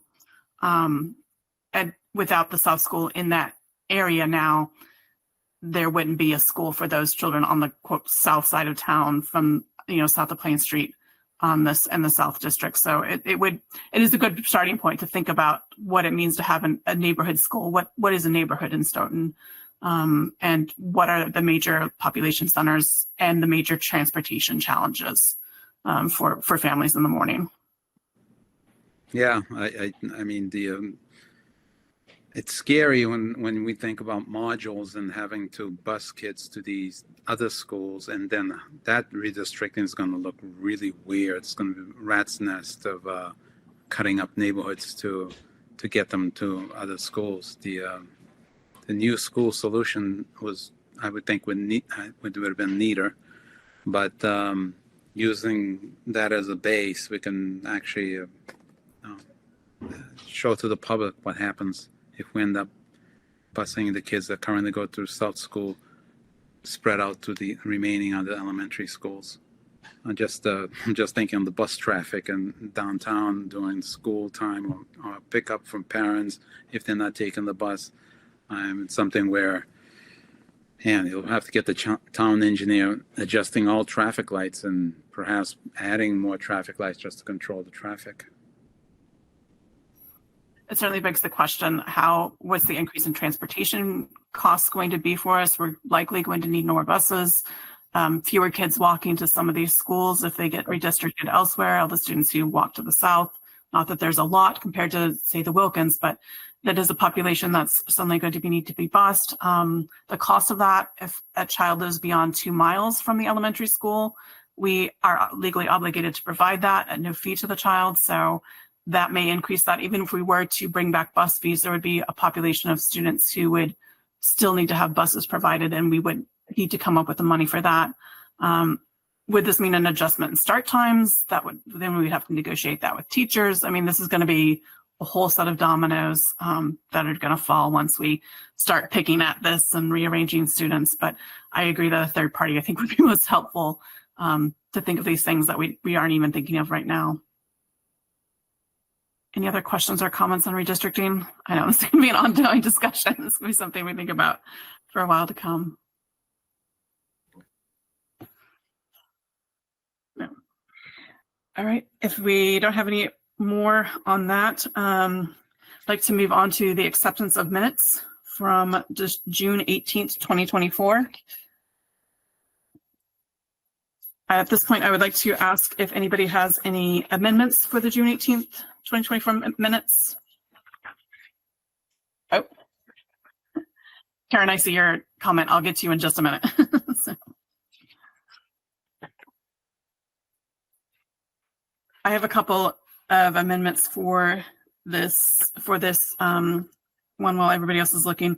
On page 2, under section C, the second sentence, it should be the school year would also change so that preschool will start the Monday after Labor Day, not after Labor Day. I think it was more specific amendment to that. And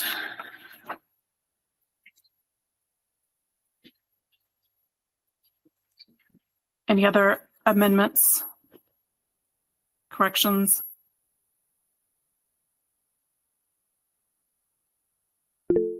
Chris, yes.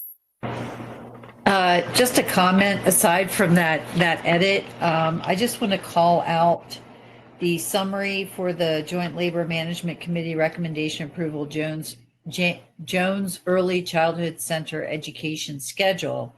I thought was a model summary, and I would love to see summaries hit those same points. So I don't know if that's something that we can do or if that's a formula, but just the what is it, why is it, when is it, and how much will it cost? I just, for some reason, that just really resonated with me. So I thought that would be super informative going forward to people reviewing minutes or listening to meetings.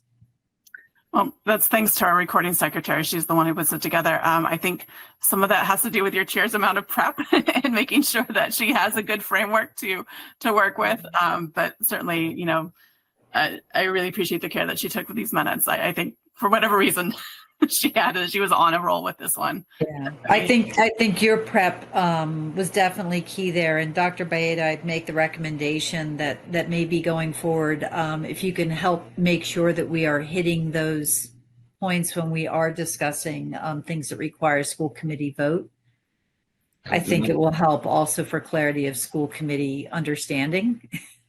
And if any of my colleagues have any additional bullets without creating like a massive laundry list, but like what are like the 3 or 4 key things we want to make sure we hit every time we have a discussion, feel free to weigh in.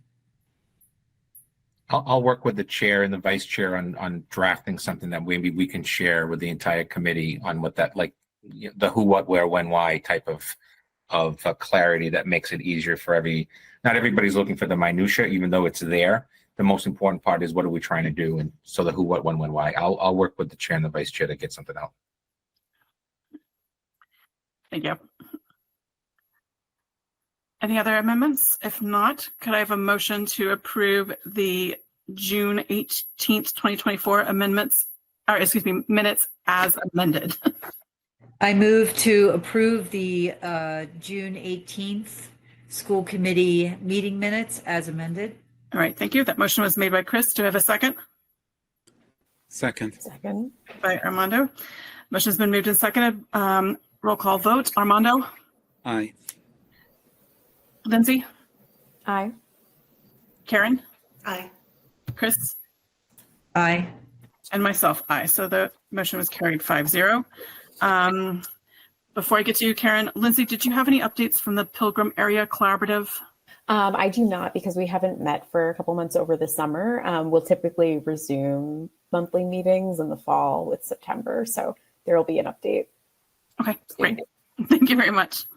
Karen, you had a miscellaneous other matter. Yeah, I just wasn't sure if everyone was aware that the Healy administration signed into law yesterday the Mass Educate program, which now allows for free associate's degrees for at our 15 community colleges for people who have not had a previous degree yet. So earlier, this was something similar that they had, but it was only for people who are 25 and older. Now it's gone down to 18 and over. So any of our recent graduates or not so recent graduates who do not have a degree, who are thinking about going to community college, which there are a few students that I know who graduated this year who were going to go to community college, some of which worked very hard to try to build the funds to go. It's now going to be free for them. So I wouldn't mind seeing some kind of announcement that a lot of these people maybe don't realize that this is out there. They need to fill out their FAFSA. Some people will be given or might have access to a $600 stipend to allow them for books and supplies. Others might be eligible for a $1,200 stipend, and that'll be dependent on household income. Unfortunately, it doesn't apply to dual enrollment. So that's unfortunate for us, but still very proud of the Healy administration for allowing this for students. So I wanted to add that in there. And hopefully we might be able to get something out to the community that this has just been signed. This is, I consider, major. Thank you. Thank you, yes. Chris. Thank you so much for bringing that to my attention. I was not aware of that, Karen. And I think this is fantastic news. I echo your desire to make sure that we promote this, not just directly to staff and guidance counselors at the high school, but also to Stoughton Academy, and then directly out to families, especially in case any of the students would be first-time college students, which means their parents might be eligible for this program as well. So the more we can do to promote this opportunity, I think we should definitely encourage Stoughtonnians to take advantage of it. Thank you. Yeah, Madam Chair, through you, just real quickly, we're waiting for the Board of Higher Education's next steps, if you will, on some of the comments you made, Karen, around, stipend for this, but not that, so on and so forth, as part of releases. And it's my understanding the Commissioner of Education, the interim, is also going to be involved in this. I think it's something we'll be hearing more from before the end of the summer. Great, thank you. I do have one request for the school committee. I talked a little bit to the MASC, the Massachusetts Association of School Committee, about having a workshop or a summer retreat for us as a school committee to sit down and set some goals for this coming year. We seem to have a lot of balls in the air right now between budget and the school project or lack of a project, and kind of what we want to accomplish as the committee this coming year, how we want to divide up the labor. So that's something that I would love to look into. They would help us facilitate that.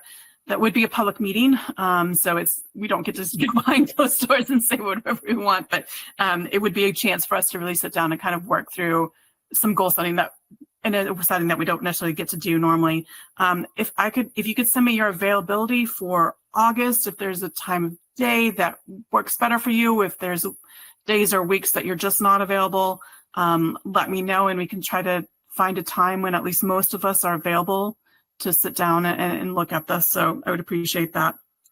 And then last but not least, I would like to offer congratulations to our resident Olympian. It's been very exciting to see him Deborah Roberts has reached out to me about a welcome home celebration. He will be returning in the fall. I don't want to steal her thunder, so I'm going to wait for her announcement, but we are thinking about having something for him.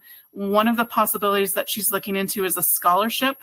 So trying to offer some feedback to her on what that might look like. But if there are any local businesses or local people who are looking to help with the scholarship by donating, certainly reach out to Deborah Roberts because the select board, because I think she would love to put together something, some way to honor him going forward so that we remember his, not that we're not going to forget him, but a great way to honor him for future students as well. So that's all I have for other announcements. Anybody else?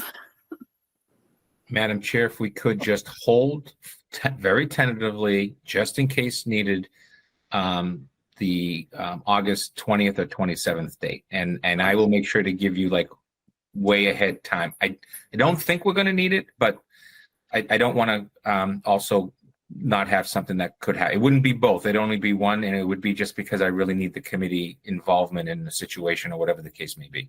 So Sure. Okay. Great. Thank you. And we could do it virtually. Okay, sounds great.